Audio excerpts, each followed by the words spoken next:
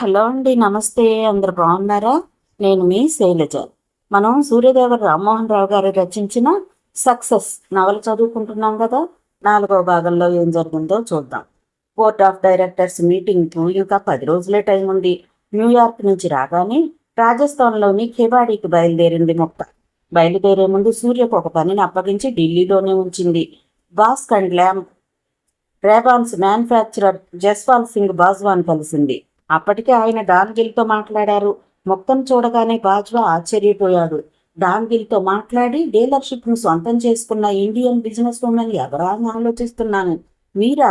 డాన్గిల్ని కలిసి డీల్ను ఓకే చేసుకున్నది మీరా? సరిగ్గా 30 ఏళ్లు కూడా లేని మొక్కను చూస్తూ జస్వాల్ సింగ్ బాజ్వా విస్మయపడ్డాడు. మొక్క మౌనంగా నవ్వుకుంది. మిమ్మల్ని చూస్తే నాకు ముచ్చటేస్తుంది. మా పెద్దమ్మాయి వయసు మీ అంతే ఉంటుంది. డాన్గిల్ నిర్ణయం ఎప్పుడూ తప్పు కాదు. బాస్ నిర్ణయాన్ని మేమెప్పుడు గౌరవిస్తాం. చెప్పండి, మీకే సహాయం కావాలో చెప్పండి అన్నాడు బాజ్వా. మొక్క తన తండ్రి మరణం దగ్గర నుంచి జరిగినదంతా పోసకొచ్చినట్లుగా చెప్పింది. అదంతా విన్న బాజ్వా విచిత్రమైన ఉద్వేగానికి లోనయ్యాడు. బోర్డ్ ఆఫ్ డైరెక్టర్స్ మీటింగ్ జరగటానికి, కోర్టు ఇచ్చిన స్టే ముగియటానికి కేవలం 10 రోజులే ఉంది. ఈ 10 రోజుల్లోనే నేను ఏది చేసినా మీరు అంగీకరిస్తే డీలర్షిప్ ఏజెన్సీ కోసం దేశవ్యాప్తంగా సౌండ్ పార్టీస్ని ఇన్వైట్ చేస్తాను. మీ దగ్గర తీసుకునే గ్లాసెస్కి బ్యాంకు గ్యారంటీ ఇస్తాను. వెంటనే అమౌంట్స్ పే చేస్తాను. గ్యారంటీగా మా కంపెనీ ప్రాపర్టీని హైపోథెకేట్ చేయమన్నా చేస్తాను. Kindly expect my proposal. నువ్వు మా సంస్థల్ని కాపాడగలిగేది మీరొక్కరే. ఏమంటారు? రిక్వెస్టింగ్గా అడిగింది మొక్క. ఆమె పడుతున్న స్ట్రగుల్ని పూర్తిగా అర్థం చేసుకున్న బాజ్వా అంగీకార సూచనగా చిరునవ్వు నవ్వాడు. ఆ రాత్రికి రాత్రే బాజ్వా అరేంజ్ చేసిన కారులో ఢిల్లీకి బయలుదేరింది మొక్క. ఆ రాత్రి సగం సేపు డ్రైవర్ని పక్కకు తప్పించి తానే డ్రైవ్ చేసింది. ఆమె డ్రైవింగ్ చూసి డ్రైవర్ వణికిపోయాడు. అయినా ఆమె పట్టించుకోలేదు. తెల్లవారేసరికి ఢిల్లీ సరిహద్దుల్లో ఉంది. హోటల్ రూమ్కి వస్తూనే ఏమైంది, అంతా ఓకేనా అంది మొక్క ఆతృతగా. మొక్క పట్టుదలను చూసిన తేజకు మతిపోతోంది. ముడిరాయి లాంటి మొక్క సానపట్టని వజ్రంలా తయారైపోతోంది. రోజు రోజుకి పరిస్థితులు ఎంతగా మౌలు చేస్తున్నాయి. అడ్వర్టైజింగ్ చైర్మన్తో మాట్లాడటం, ఆయన ఒప్పుకోవడం, రాత్రంతా ఆర్టిస్టుల్ని, కెమెరామెన్ని, డ్యూటీపీ వాళ్లను, ల్యాబ్ అసిస్టెంట్లను వర్క్లోకి దింపడం అంతా జరిగిపోయింది. మరో గంటకు వర్క్ అంతా పూర్తయిపోతుంది. కేవలం డీలర్షిప్ ఏజెన్సీల కోసమే యాడ్స్ కనుక పని సులువైంది. అదే కస్టమర్స్ కోసం ఇచ్చే యాడ్స్ అయితే కనీసం నెల కావాలన్నారు. రాత్రి మద్రాసు ఫోన్ చేసి మధుకుమార్ని టచ్లోకి తీసుకుని అర్జెంటుగా 25 లక్షలు కావాలన్నాను. తను ఇప్పుడు మార్నింగ్ ఫ్లైట్లో ఢిల్లీ వచ్చేస్తున్నాడు. అక్షర యాడ్ ఏజెన్సీ పేర 25 లక్షలకు రాత్రి డీడీ తీసుకున్నాడట. లక్కీగా మద్రాసులో నైట్ పనిచేసే బ్యాంక్ ఉండడంతో ఆ పని తేలికైంది. ఇంతకీ నువ్వెళ్ళిన పనే. తేజ మాట పూర్తి కాలేదు. ఆనందంతో సుడిగాలిలా వచ్చి తేజాన్ని చుట్టేసింది మొక్క.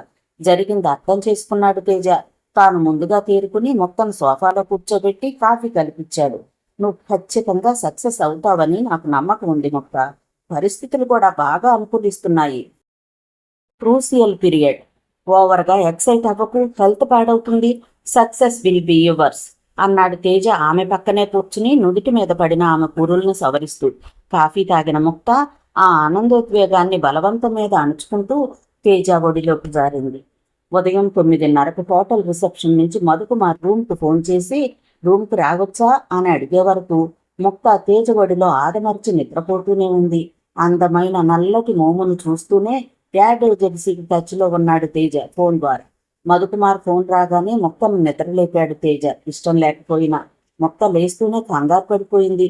నిద్ర పట్టకూడని సమయంలో తేజ ఒడిలో అంతసేపు నిద్రపోయిందా? నిద్రాభంగం కలిగించకూడదని 2:30 గంటల పాటు అంగుళం కూడా కదలని తేజ మీద ఉప్పెనలా ప్రేమాభిమానాలు పొంగుకొచ్చాయి. ప్రేమగా తేజ నుదుటి మీద చుంపించింది. బెడ్ కాఫీలా, బెడ్ కిస్సా? మధుకుమార్ మద్రాసు నుంచి మార్నింగ్ ఫ్లైట్కి వచ్చాడు. కింద రిసెప్షన్ నుంచి ఫోన్ చేశాడు. పైకి వస్తున్నాడు.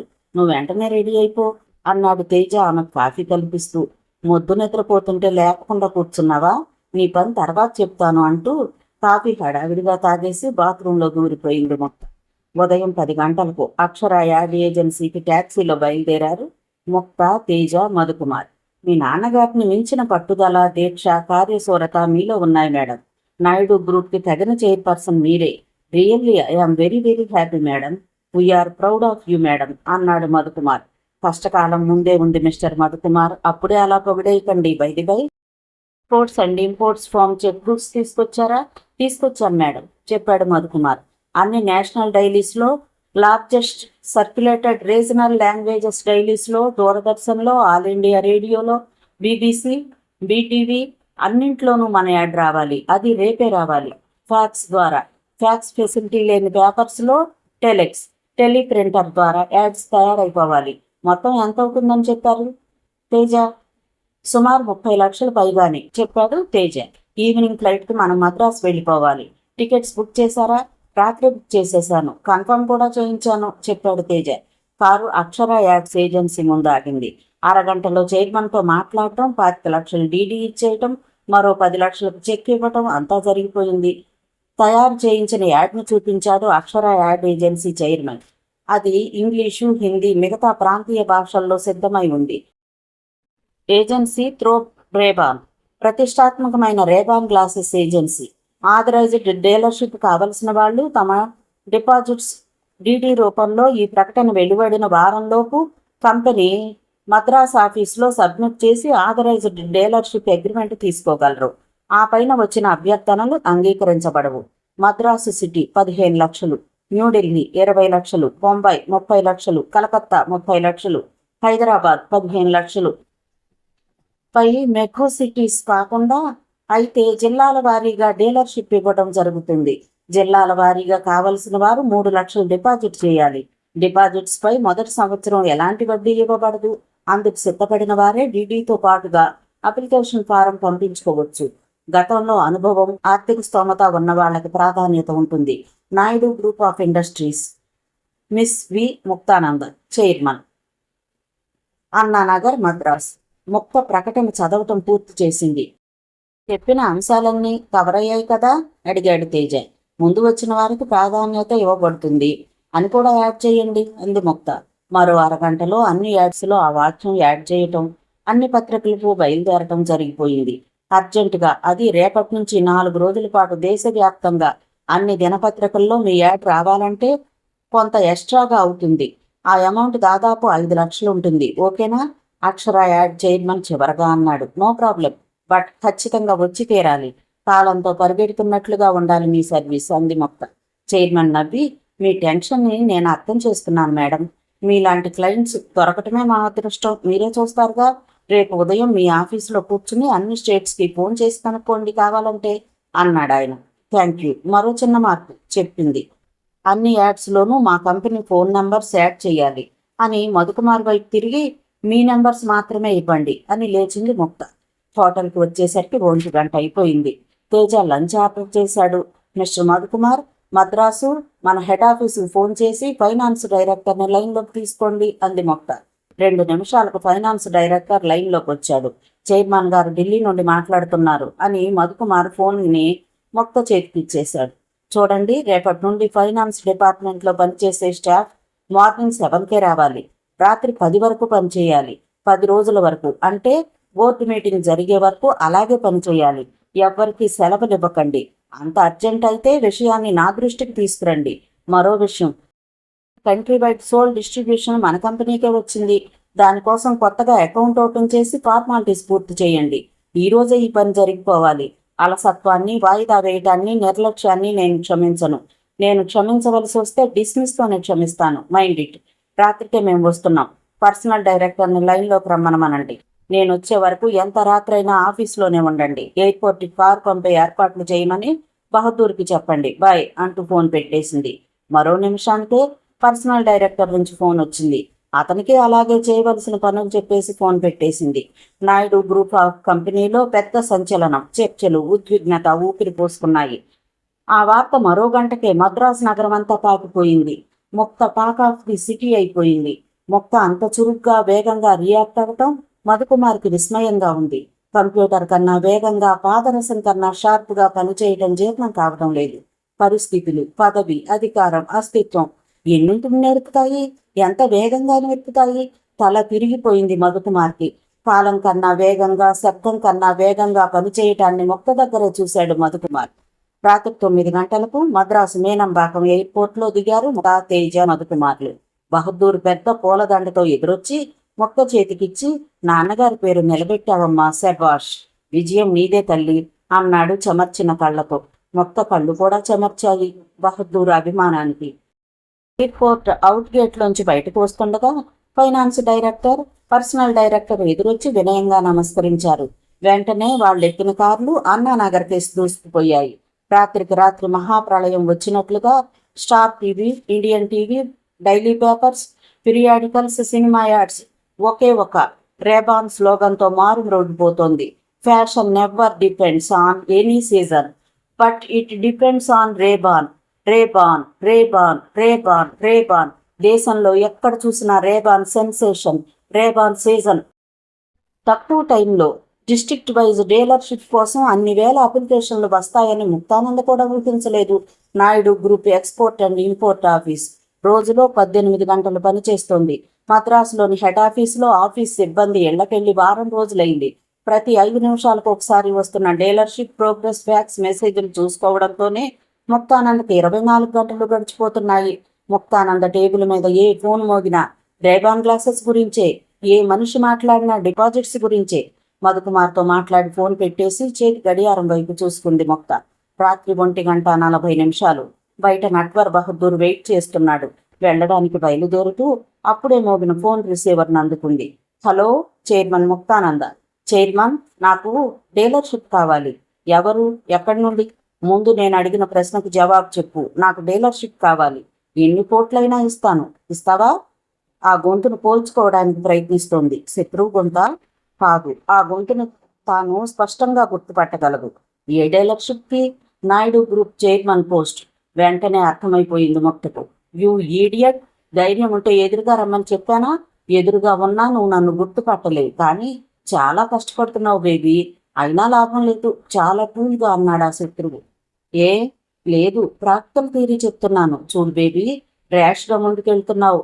ఆలోచించి వెనకడుగై. నీకు నాకు క్షేమం. చూడు మై డియర్ ఫ్రెండ్, బెదిరింపుల టైం అయిపోయింది. This is my time. ఈ టైం లోపల నీకు టైం లేకుండా చేస్తాను. చూడు, అరుస్తున్నట్లుగా జవాబిచ్చింది ముక్త. తక్కువ ఫోన్ పెట్టేశాడు ఎనిమి. ఈసారి తనకు ఫోన్ చేసే వాయిస్ కాదు, కొత్త వాయిస్. అంటే శత్రువు ఒకడు కాదు, శత్రు కూటమి. మౌంట్ రోడ్ బ్రిడ్జ్ మీద కారు వెళుతోంది. ఆ కారులో ఉన్న ముక్త శత్రువర్గం గురించి ఆలోచిస్తోంది. వెంటనే రవిచంద్ర ఆమె మనసులో మెదిలాడు. రవిచంద్ర ఏం చేస్తున్నాడు? చాలా రోజుల తర్వాత ఆమెకు రవిచంద్ర జ్ఞాపకానికి వచ్చాడు. రవిచంద్ర కుడి చెయ్యి విసురుగా బలంగా తగిలింది ఆమెకు. ఆమె కివ్వి నరిచి సోఫా మీద పడిపోయింది. ఆమె అనిమిష. ఎవరు చెప్పు. పుష్పకెవడు? నిజంగా మీ ఇద్దరి మధ్య ఉన్న రిలేషన్ ఏంటి చెప్పు. సోఫా మీద పడిపోయిన అనిమిష గొంతును 2 చేతులతోనూ గట్టిగా పట్టి కసిదేరా నొప్పుతూ అడిగాడు రవిచంద్ర. ఆ సమయంలో మందుపాటుల్లో ముంచి తీసిన మనిషిలా ఉన్నాడు. Don't kill me Ravi, don't kill me అరుస్తూ అతని చేతుల నుంచి తప్పించుకుని కిటికీ వైపు పరిగెత్తింది. అర్ధరాత్రి 2 గంటల సమయం. 5 స్టార్ హోటల్లోని 5th ఫ్లోర్. అప్పటికే అనిమిష కూడా బాగా తాగి ఉంది. ఏది తలుపో ఏది కిటికీయో తెలియని పరిస్థితి. ముందుకు పరిగెత్తబోతూ 2 అడుగుల ఎత్తున ఉన్న కిటికీ అంచు మీద కాలేసింది. వెనక నుంచి వచ్చిన రవిచంద్ర ఆమెను పట్టుకోవడానికి చెయ్యి సాచాడు. అదే సమయంలో కిటికీ అంచు మీద కాలుని బయటపేసింది. అంతే, పెనుకేక. 5th ఫ్లోర్ నుంచి గాల్లో తేలుతూ విఫలంగా అరుస్తూ పార్కింగ్ ప్లేస్లో ఉన్న కారు మీద పడిపోయింది. మరుక్షణంలో అందాల అనిమిష రక్తపు ముద్దలా అయిపోయింది. ఆ దృశ్యాన్ని చూసిన రవిచంద్ర మత్తులోనే మజాగా నవ్వుకున్నాడు. ఆ హోటల్ రూమ్ పుష్పక్ అనిమిషల పేరున బుక్ అయ్యింది. మరుక్షణంలో రవిచంద్ర అక్కడి నుండి మాయమైపోయాడు. మరో 5 నిమిషాల తర్వాత ఎగ్మూర్ రైల్వే స్టేషన్ దారిలో కారులో ఉన్నాడు రవిచంద్ర. అతని పక్కన కూర్చున్నది రఘునాథ్. ఒక దెబ్బకు 2 పెట్టెలు. ఎలా ఉంది ఐడియా? 3వ పెగ్ విస్కీలో ఉన్న రఘునాథ్ హస్కీగా నవ్వాడు. You are great uncle, great. తడబడుతున్న మాటలతో పొగిడాడు రవిచంద్ర. మరో 2 గంటల తర్వాత పోలీసులు పుష్పక్ను అరెస్ట్ చేశారు. బోర్డ్ ఆఫ్ డైరెక్టర్స్ మీటింగ్ జరగటానికి ఇంకా 2 రోజుల టైం ఉంది. అప్పుడే ఎవరో విజిటర్స్ వచ్చి వెళ్ళిపోయారు. హాల్లోంచి లోపలికి వెళ్ళబోతున్న ముక్త ఫోన్ రింగ్ అవడంతో రిసీవర్ అందుకుంది. Mukta, I'm Bhatnagar, doctor Bhatnagar, Delhi. How are you doctor? Fine baby. ఇవాళ మీ డాడీ మర్డర్కి సంబంధించిన ఈ అనలైజేషన్ రిపోర్ట్తో పాటు మైక్రో ఫోటోగ్రాఫిక్ నెగటివ్స్ని కూడా పంపుతున్నాను. బహుశా రేపు మార్నింగ్ నీకు అందొచ్చు. హంతకులను ఐడెంటిఫై చేశారా డాక్టర్? ఆతృతగా అడిగింది ముక్త. 2 వ్యక్తులు అస్పష్టంగా కనిపిస్తున్నారు. చూస్తావుగా. ఇంకో విషయం, మర్డర్ జరిగింది అర్ధరాత్రి దాటాక. నైట్ బల్బు లైటింగ్ తప్ప అక్కడ మరే లైటింగు లేకపోవటం వల్ల రెటీనా మీద ఇమేజెస్ అస్పష్టంగా ఉన్నాయి. ప్రింట్ వేశాక అవసరమైతే కెమెరామెన్ చేత టచింగ్ కూడా చేయించు, ఉపయోగం ఉంటుంది. ఓకే డాక్టర్, మీ హెల్ప్ మర్చిపోలేను. It's my duty Mukta. Anyhow జాగ్రత్త. మర్డరర్ని ఐడెంటిఫై చేయటం రిస్క్ జాబ్. ఏమాత్రం నిర్ణయం తప్పైనా ప్రమాదంలో పడతావు, గుర్తుంచుకో. Yes doctor. Thank you doctor. Phone పెట్టేస్తున్న సమయంలో సూర్యతేజ అక్కడికి వచ్చాడు. తేజ, డాక్టర్ భట్నాగర్ దగ్గర నుంచి రిపోర్ట్ వస్తోంది. ఇప్పుడే ఫోన్ చేశారు. రేపు మార్నింగ్ మనకు అందుతుంది, చెప్పింది ముక్త. రహస్యాలన్నీ ఒకేసారి విడిపోతాయన్నమాట, సోఫాలో కూర్చుంటూ అన్నాడు సూర్యతేజ. ఆశ్చర్యపోతూ తేజ పక్కనే సోఫాలో కూర్చుండిపోయింది ముక్త. లాయర్ సూర్యసాగర్ చనిపోయే ముందు పోస్టు చేసిన ఖాళీ పోస్టు కార్డును జేబులోంచి బయటకు తీశాడు సూర్యతేజ. ఏం చేసినా కారణం లేకుండా చెయ్యరని చెప్పాను, గుర్తుందా? అవును. అయితే ఈ స్టాంప్ చూడు. కార్డు రెండో వైపు పైభాగాన అంటించిన స్టాంపును చూపెడుతూ అన్నాడు సూర్యతేజ. 2 పావురాలు ఎగురుతున్న దృశ్యం ఉంది ఆ స్టాంపులో. ఏప్రిల్ నెల 26వ తేదీన ఈ స్టాంపు కొత్తగా విడుదలైంది. అవునా? ఆ రోజు డాడీని మర్డర్ చేశారు. కార్డు మీద పాత మాంబళం పోస్టాఫీస్ ముద్ర ఉంది. కాకుండా కార్డు మీద ఇంకో స్టాంపుని అదనంగా ఎందుకు అతికించారన్నది నా డౌటు. ఈ డౌట్లోనే ఏదో సీక్రెట్ ఉండొచ్చని నా అనుమానం. ముక్త అతని చేతిలోంచి ఆ కార్డుని లాక్కుని ఆ స్టాంపుని, పోస్టాఫీస్ ముద్రని పరిశీలించి చూసింది. Maybe you are correct Teja. Extra stamp ఎందుకు అంటించారు? ఆలోచనలో పడింది ముక్త. పాత మాంబళం పోస్టాఫీస్కి వెళ్తాను ముక్త. క్లూ దొరికిందనుకో హంటింగ్ ప్రారంభిస్తాను. లేచి నిలబడ్డాడు సూర్యతేజ. సరిగ్గా 10:30కు పాత మాంబళం పోస్టాఫీస్ ముందు జీప్ ఆపాడు సూర్యతేజ. జీపు దిగి అటు ఇటు ఒకసారి చూసి పోస్టాఫీస్ లోపలికి నడిచాడు. అదో సబ్ పోస్టాఫీసు. వరుసగా 4 కౌంటర్లున్నాయి. 4 కౌంటర్ల దగ్గర 4 వ్యక్తులు కూర్చొనున్నారు. లోపల ఎడం పక్కన చిన్న క్యాబిన్. ఆ క్యాబిన్ పైన పోస్ట్ మాస్టర్ అని ఇంగ్లీష్లో తమిళంలో రాసింది. క్యాబిన్లోకి వెళ్ళి పోస్ట్ మాస్టర్కి తనను తాను పరిచయం చేసుకున్నాడు సూర్యతేజ. చెప్పండి, పోస్ట్ మాస్టర్ వినయంగా అడిగాడు. నాకు ఇన్ఫర్మేషన్ కావాలి. అడగండి. 2 పావురాలు ఎగురుతున్న స్టాంపు ఏప్రిల్ నెలలో రిలీజ్ అయింది కదూ?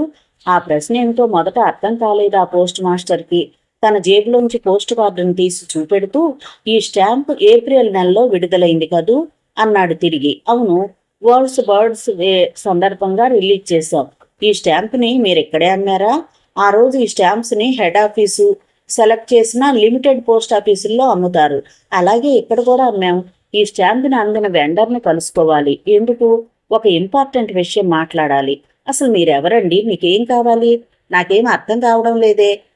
తేజ జేబులోంచి తీసి చూపించిన ఐడెంటిఫికేషన్ కార్డును చూడగానే పోస్ట్ మాస్టర్ ముఖంలో రంగులు మారిపోయాయి. ఇక్కడ స్టాఫ్ కొరత కారణంగా ఆ రోజు హెడ్ పోస్ట్ ఆఫీస్ నుంచి వీరముత్తు అనే క్లర్క్ ఆ స్టాంప్స్తో వచ్చాడు. ఆ రోజు కౌంటర్లో అతను కూర్చునున్నాడు. మీరు ఆయన్ని కలిస్తే బాగుంటుంది సార్, చెప్పాడు పోస్ట్ మాస్టర్. వీరముత్తు ఏ సెక్షన్లో ఉంటాడు? స్టాంప్స్ సెక్షన్లో ఉంటాడు. అవసరమైతే నా పేరు రాజమణి, రిఫర్ చేయండి. థ్యాంక్స్ రాజమణి గారు. పోస్ట్ ఆఫీస్లోంచి బయటకు వచ్చి డేవిడ్సన్ రోడ్లో ఉన్న హెడ్ పోస్ట్ ఆఫీస్కి వెళ్ళాడు సూర్యతేజ. 10 నిమిషాల్లో వీరముత్తును ట్రేస్ చేశాడు సూర్యతేజ. తర్వాత వాళ్ళిద్దరూ క్యాంటీన్లో కూర్చున్నారు. తేజ జేబులోంచి కార్డును తీసి కార్డు మీద ఉన్న స్టాంపును చూపించగానే విషయం అర్థమైపోయింది వీరముత్తుకు. అవును సార్, నాకు బాగా జ్ఞాపకం ఉంది.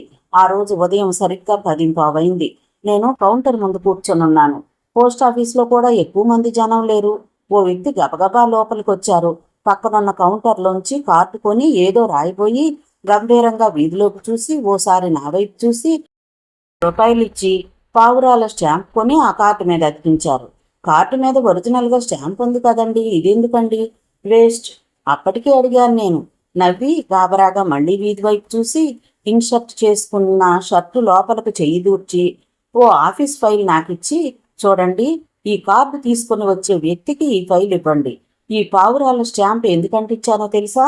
మీరు గుర్తుపట్టడానికి వీలుగా అనేసి ప్రిజర్వ్ ఇట్ వెరీ కేర్ఫుల్లీ అంటూ బయటికి వెళ్ళిపోయారు ఆయన. చెప్పడం పూర్తి చేశాడు వీరముత్తు. ఆ ఫైల్ ఎక్కడుంది? ఉద్వేగాన్ని అణుచుకుంటూ అడిగాడు తేజ. నా దగ్గరే ఉంది, తెస్తానుండండి అని సెక్షన్లోకి వెళ్ళి మళ్ళీ క్యాంటీన్లోకి వచ్చాడు. ఇదేనండి ఆ ఫైలు అని అందించాడు. గ్రీన్ ఫోల్డర్ ఫైల్, 3 వైపులా టేప్ అతికించి ఉంది. Thank you mister Veeramuthu. మళ్ళెప్పుడైనా కలుద్దాం అని జీపు దగ్గరకు వెళ్లబోయిన సూర్యతేజను పిలిచాడు వీరముత్తు. సార్, మర్చిపోయాను. ఆ రోజు ఆయన, అదే మీ డాడీ బయటికి వెళ్ళిపోయిన తర్వాత, అంటే 5 నిమిషాల తర్వాత ఒక వ్యక్తి ఆదరాబాదరాలోనికి వచ్చాడు. పోస్ట్ ఆఫీసులో అటు ఇటు చూసి బయటికి వెళ్ళిపోయాడు. బహుశా ఈ ఫైల్ కోసమే వచ్చి ఉండొచ్చు. ఆ వ్యక్తిని నువ్వు స్పష్టంగా చూసావా? చూశాను సార్. ఆయనకు 50 ఏళ్ళు ఉంటాయి. జుట్టు అక్కడక్కడ నెరిసింది. ఈసారి నీకెక్కడైనా కనిపిస్తే గుర్తుపట్టగలవా? ఎందుకు గుర్తుపట్టను సార్, హుషారుగా చెప్పాడు వీరముత్తు.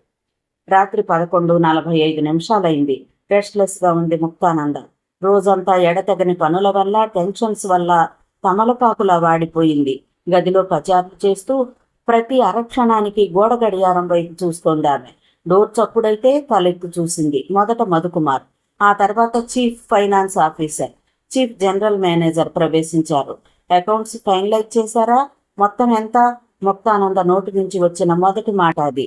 అందుకోసమే ఆమె నెర్వస్గా వెయిట్ చేస్తోందన్న విషయం ఛాంబర్లో అడుగు పెట్టిన ముగ్గురికి తెలుసు.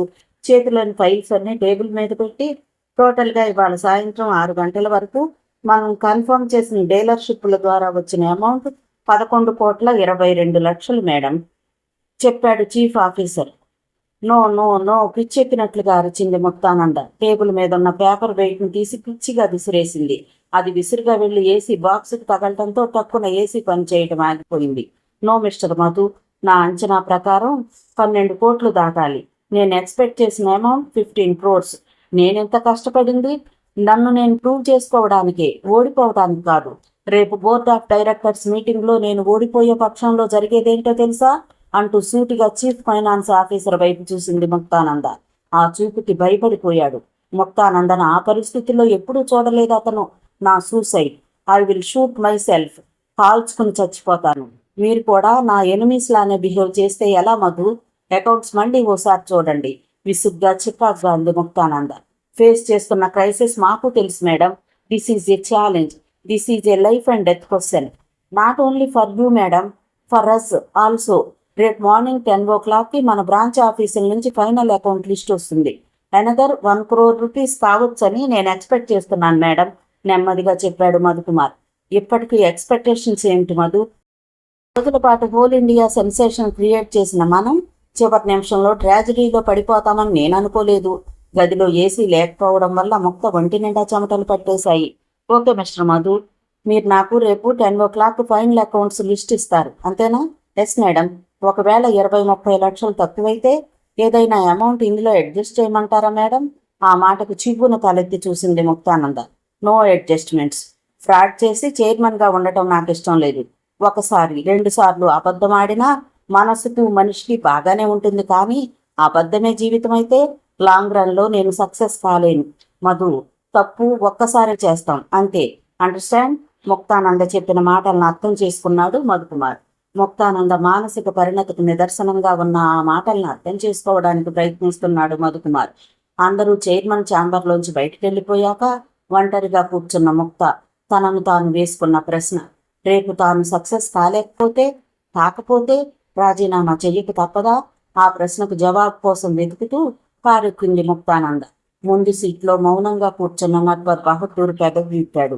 చూడండి మేడం, గత 10 రోజులుగా చూస్తున్నాను. సరిగ్గా భోజనం చేయడం లేదు, నిద్రపోవడం లేదు. అద్దంలో ఒకసారి స్పష్టంగా చూసుకోండి మేడం. ప్రతి క్షణం మీరెంత టెన్షన్ని భరిస్తున్నారో తెలుస్తుంది.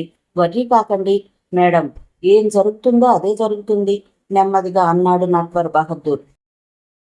నువ్వు ఎక్స్ సర్వీస్ మెన్వి, అవునా? Yes madam. శత్రువుని చంపటానికి చేతిలో రైఫిల్ ఒక్కటే ఉంటే చాలదు కదూ? Yes madam. మరేం ఉండాలి? ప్రశ్నించింది ముక్తానంద.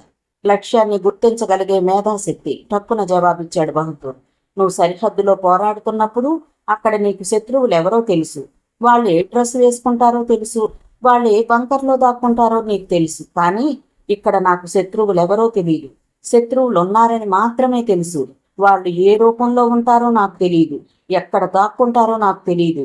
ఇవేమీ ఊహించలేకపోవడం వల్లే డాడీ అన్యాయంగా మర్డర్కి గురయ్యారు. ఆ పరిస్థితి నాకెదురు కాకూడదు. అందుకే బహదూర్, నన్ను నేను పదునైన బాకులా మలుచుకుంటున్నాను, శత్రుఘ్నిలా మలుచుకుంటున్నాను, ఫైర్ బ్రాండ్లా మారుతున్నాను. ఈ వ్యాపార మహాయజ్ఞం చాటున జరుగుతున్నది 2 వ్యక్తిత్వాల మధ్య పోరాటం Bahadur. I am ready for the bloody battle. ఈ యుద్ధంలో నేను నా శత్రువు తేలిపోవాలి, ఆవేశంగా చెప్పింది ముక్తానంద. అంతటి ఆవేశాన్ని ముక్తలో ఎప్పుడూ చూడలేదు నట్వర్ బహదూర్. అప్పటికి కారు నందనం ఏరియాలోకి ప్రవేశించింది. సరిగ్గా 2 గంటలైంది. డైనింగ్ టేబుల్ దగ్గర నుంచి లేచి బెడ్రూమ్ వైపు వెళుతూ గెస్ట్ రూమ్లో లైట్ వెలగడం చూసి టేబుల్ను శుభ్రం చేస్తున్న పని మనిషిని అడిగింది ముక్త. తేజ వచ్చాడా? అవునమ్మా, 12 గంటల వరకు మీరు వస్తారని హాల్లో కూర్చున్నారు. మీరు రావడం ఆలస్యం అవుతుందని వెళ్ళిపోయి పడుకున్నారేమోనమ్మా, చెప్పింది పని మనిషి. ముక్త గెస్ట్ రూమ్ వైపు నడిచింది. రూమ్ తలుపులు దగ్గరగా వేసున్నాయి. లోపల నుంచి వెలుగుతున్న ట్యూబ్ లైట్ కాంతి వరండా మీద పడుతోంది. నెమ్మదిగా తోసింది తలుపులు. లోపల గదిలో బెడ్ మీద కూర్చొని ఆలోచిస్తున్నాడు సూర్యతేజ. తలుపు చప్పుడుకి తలెత్తాడు. నిద్రపోలేదా? జవాబు ఇవ్వలేదు అతను. అలసిపోయావేమోనని రాలేదు. ఆమె అడిగే ప్రశ్నను అడగనివ్వకుండా తానే జవాబు చెప్పేశాడు సూర్యతేజ. కమాన్ తేజ, అలా డాబా మీద కూర్చున్నావురా. ఇద్దరు మెట్లెక్కి డాబా మీద ఉన్న వాటర్ ట్యాంక్ మీద ఆ చివర ఈ చివర కూర్చున్నారు. మార్నింగ్ నువ్వు వెళ్ళిన పనేమైంది? అడిగింది ముక్త. రేపు నీ బోర్డ్ ఆఫ్ డైరెక్టర్స్ మీటింగ్ అయ్యాక చెప్తాలే. ఈ సమయంలో ముక్తను వర్రీ చేయటం ఇష్టం లేక తప్పించడానికి ప్రయత్నించాడు. చెప్పు, పర్వాలేదు. ఒక్కొక్కప్పుడు కొన్ని విషయాలు పోస్ట్పోన్ చేయడం మనకే ప్రమాదం. I am ready to hear anything. మా డాడీ చనిపోయే ముందు తనని తాను రక్షించుకోవడానికి కాకుండా తాను సంపాదించిన ఒక రహస్యాన్ని నీకందివ్వటానికి ప్రయత్నించి తాను బలైపోయారు అని పోస్ట్ ఆఫీస్ కదంతా చెప్పి, డాడీ మేజర్ ప్రాజెక్టుకు సంబంధించిన ఫైల్ అది. నీకు తెలుసు, రాయవరం గ్రేస్ గార్డెన్స్లో ఆసియాలోకెల్లా నెంబర్ 1 కమర్షియల్ కాంప్లెక్స్ నిర్మించాలన్నది మీ డాడీ ఆశయమని. ఆ గ్రేస్ గార్డెన్స్ వ్యవహారం మీ నాన్నగారు మద్దతు కావడానికి కారణం. రెండో కారణం మీ తండ్రి హరికృష్ణ నాయుడికి ఒక ఆవిడకు మధ్యనున్న సంబంధమే. ఆయన హత్యకు ప్రధాన కారణం కావచ్చు. డాడీకి ఒక ఆవిడకు ఉన్న సంబంధమా? అంటే illicit connection. No no, I don't believe it. No, never believe it, కరాఖండిగా అంది ముక్తానంద. కావలిస్తే ఫైలోసారి చూడు. మా డాడీ తన లైఫ్ను త్యాగం చేసి సంపాదించిన ఇన్ఫర్మేషన్ తప్పు అవుతుందని నేను అనుకోను. ఆయన ఫేక్ ఇన్ఫర్మేషన్ సంపాదించడం కోసం ఎంత శ్రమ పడి ఉంటాడని నేను అనుకోను. నో తేజ, మా డాడీ నిప్పు లాంటి మనిషి. ఏనాడు డాడీ ఇంకొక ఆడ మనిషిని గురించి మాట్లాడడం నాకు తెలియదు. ఎస్, నీకు తెలియదు, ఎందుకంటే అది నీ చిన్నప్పుడు జరిగింది కాబట్టి. నిజమా? ఆశ్చర్యపోతూ అడిగింది ముక్త. ముక్త, ఐఎమ్ సిబిఐ ఆఫీసర్. ఒక బుల్లెట్ రాలి పడితే అది ఏ రైఫిల్దో మాకు తెలిసిపోతుంది. ఒక రక్తపు చుక్క నేల మీద కనిపిస్తే అది మనిషిదో జంతువుదో మాకు తెలిసిపోతుంది అంటూ ఆమె చేతికి ఫైల్ అందించాడు. ఆ ఫైల్లో ఒక ల్యాండ్కి సంబంధించిన డాక్యుమెంట్లు ఉన్నాయి. ఆ డాక్యుమెంట్లు ముగ్గురు పేరు మీద ఉన్నాయి. ఆ ముగ్గురు తమకు చెందిన ల్యాండ్ను హరికృష్ణ నాయుడికి అమ్మేస్తున్నట్లుగా ఉంది. ఆ ముగ్గురు పేర్లలో ఒక పేరు సుషుమా సుందరి, రెండో పేరు రమాకాంత్, మూడో పేరు ఉమాకాంత్. ఆ ల్యాండ్ 1000 ఎకరాల గ్రేస్ గార్డెన్స్ ల్యాండ్. ఈ డాక్యుమెంట్స్తో పాటు లాయర్ సూర్యసాగర్ రాసిన ఒక లెటర్ ఉంది. అది ముక్తకు రాసింది. ఆ లెటర్ని చూడగానే గబుక్కును అందుకుంది ముక్త. డియర్ ముక్తానంద, మీ డాడీ మర్డర్కు సంబంధించిన క్లూల కోసం అనేక రకాలుగా అన్వేషించడమే పనిగా పెట్టుకున్నాను. అందుకే అనుమానం వచ్చిన ప్రతి విషయాన్ని విశ్లేషించడానికే పూనుకున్నాను. నాకు తెలిసిన వివరాల మేరకు 25 ఏళ్ల క్రితం జరిగిన ఒక సంఘటన, ఆ సంఘటన వెనుకనున్న వ్యక్తులు ఈ మర్డర్కు కారణమని నేను నమ్ముతాను. అలాగే హరికృష్ణ నాయుడు జీవితంలో గ్రేస్ గార్డెన్ ల్యాండ్ మీద ఎందుకు ప్రేమ ఏర్పడింది? అక్కడ ఆయన ఆసియాలోకెల్లా అద్భుతమైన కాంప్లెక్స్ ఎందుకు కట్టాలనుకున్నాడు? 3 దశాబ్దాలుగా హరికృష్ణ నాయుడితో సన్నిహితమైన సంబంధం ఉన్నా నాకు తెలియకుండా ఆయన ఒక రహస్యాన్ని తన గుండెల్లోనే దాచుకున్నాడని తెలిసింది. నిత్యం డైరీ రాసుకునే వ్యక్తి ఆ విషయాన్ని ఎందుకు రాసుకోలేదు? ఈ గ్రేస్ గార్డెన్ ల్యాండ్ చుట్టూ తిరిగిన వ్యవహారమే మీ డాడీ మర్డర్కి, ప్రస్తుతం నాయుడు గ్రూప్ని పెనవేసుకున్న శత్రువర్గానికి మూలమని నా అనుమానం. ఒక్కచోట ఒక్క ముడి వీడితే చాలు, మొత్తం రహస్యమంతా బయటపడుతుంది. అందుకోసమే నేను ప్రయత్నించాను. నాకు తెలిసిపోయింది ఆ ముడి విప్పడం అంత సులభం కాదని. నాకు తెలిసినంత వరకు నీ అన్న నీకు శత్రువే కాదని గుర్తుపెట్టుకో. అతన్నెవరో కీలుబొమ్మలా ఆడిస్తున్నారు. పుష్పక్ కూడా అలాంటి వాడేనని నా అనుమానం. నీ శత్రువర్గానికి చెందిన కీలకమైన రహస్యం ఆ గ్రేస్ గార్డెన్స్ పరిధిలోనే ఉందని నా అనుమానం. ఎలా సాల్వ్ చేస్తావో నీ ఇష్టం. నీ అంకుల్ సూర్యసాగర్. ఆ ఉత్తరం చదవగానే నిశ్చేష్టురాలైపోయింది ముక్తానంద. అంటే లాయర్ అంకుల్కి చివరి సమయంలో ఈ డాక్యుమెంట్స్ దొరికాయనే విషయం శత్రువులకు తెలుసన్నమాట. చాలాసేపటి తర్వాత అంది ముక్త. నో డౌట్ ముక్త, ఆయన్ని ఎంతగా హింసించి టార్చర్ చేసి చంపారో ఆయన బాడీని చూస్తే తెలుస్తుంది. పోస్ట్ మార్టం రిపోర్టు నువ్వు చూసే ఉంటావు. ఆయన బాడీ మీద 20 కత్తిపోట్లున్నాయి. ఆ కత్తిపోట్లు శత్రువుకి ఆయన మీదున్న కసికి నిదర్శనమా? నిజంగా ఆయన సంపాదించిన ఆ డాక్యుమెంట్లను స్వాధీనం చేసుకోవాలనుకునే శత్రువు ఆయన్ని కిడ్నాప్ చేసి కొన్నాళ్లు దాచేసి ఆ డాక్యుమెంట్ల కోసం ప్రయత్నించకుండా వెంటనే ఎందుకు చంపేశారు? ప్రశ్నించింది ముక్త. Simple logic. ఆ ఫైలు మనకు చేరలేదని వాళ్ళకి తెలిసిపోయి ఉంటుంది. అప్పుడిక వాళ్ళకి కావాల్సింది రెండు. ఒకటి ఫైల్, 2 మా డాడీ ప్రాణం. ముందు ఫైల్ కోసం ప్రయత్నించి ఉంటారు. దానికోసమే మా డాడీని హింసించి ఉంటారు. ఏం చేసినా చెప్పడం తెలుసుకున్నాక ఇక మిగిలింది ప్రాణమే కదా. ప్రాణం తీస్తే ఎక్కడో రహస్య స్థలంలో ఉన్న ఫైల్ అక్కడే సమాధైపోతుంది. ఫర్దర్ ఇన్వెస్టిగేషన్ కొనసాగకుండా ప్రాణాన్ని తీసేసుకున్నారు. అంటే మా డాడీ మీద పూర్తి నిఘా పెట్టి ఉంటారు. కానీ డాడీ పోస్ట్ ఆఫీస్లోకి వెళ్ళడం, ఫైలు ఒకరికి ఇవ్వటం, కార్డు మీద స్టాంప్ అతికించడం, పోస్టు చేయడం తెలిసుండదు. డాడీ బ్రతుకుంటే శత్రువుకి చాలా ప్రమాదమనే ఆ పని చేసుంటారు అన్నాడు తేజ పళ్ళు కొరుకుతూ. అయితే శత్రువులు మన చుట్టే ఉండుంటారు. యూఆర్ కరెక్ట్ అన్నాడు తేజ. అసలు సుష్మా సుందరి ఎవరు? ఆమెకి డాడీకి సంబంధం ఏంటి? ఈ రమాకాంత్, ఉమాకాంత్లు ఎవరు? వీళ్ళందరూ ఇప్పుడున్నారా, చచ్చిపోయారా? ముక్త ఆలోచన. ఏదీ ఓ కొలిక్కి రావడం లేదు. సాగర్ అంకుల్ హైదరాబాద్ వెళ్ళొచ్చారు అంటే ఈ డాక్యుమెంట్ అక్కడే ఆయన సంపాదించారా? ఎందుకైనా మంచిది, డాడీ డైరీని మరోసారి చూస్తే బాగుంటుందేమో అంది ముక్త. గ్రేస్ గార్డెన్స్ లో కాంప్లెక్స్ కట్టాలనే నిర్ణయాన్ని మీ డాడీ ఎందువల్ల స్టాప్ చేసుకోవాల్సి వచ్చింది?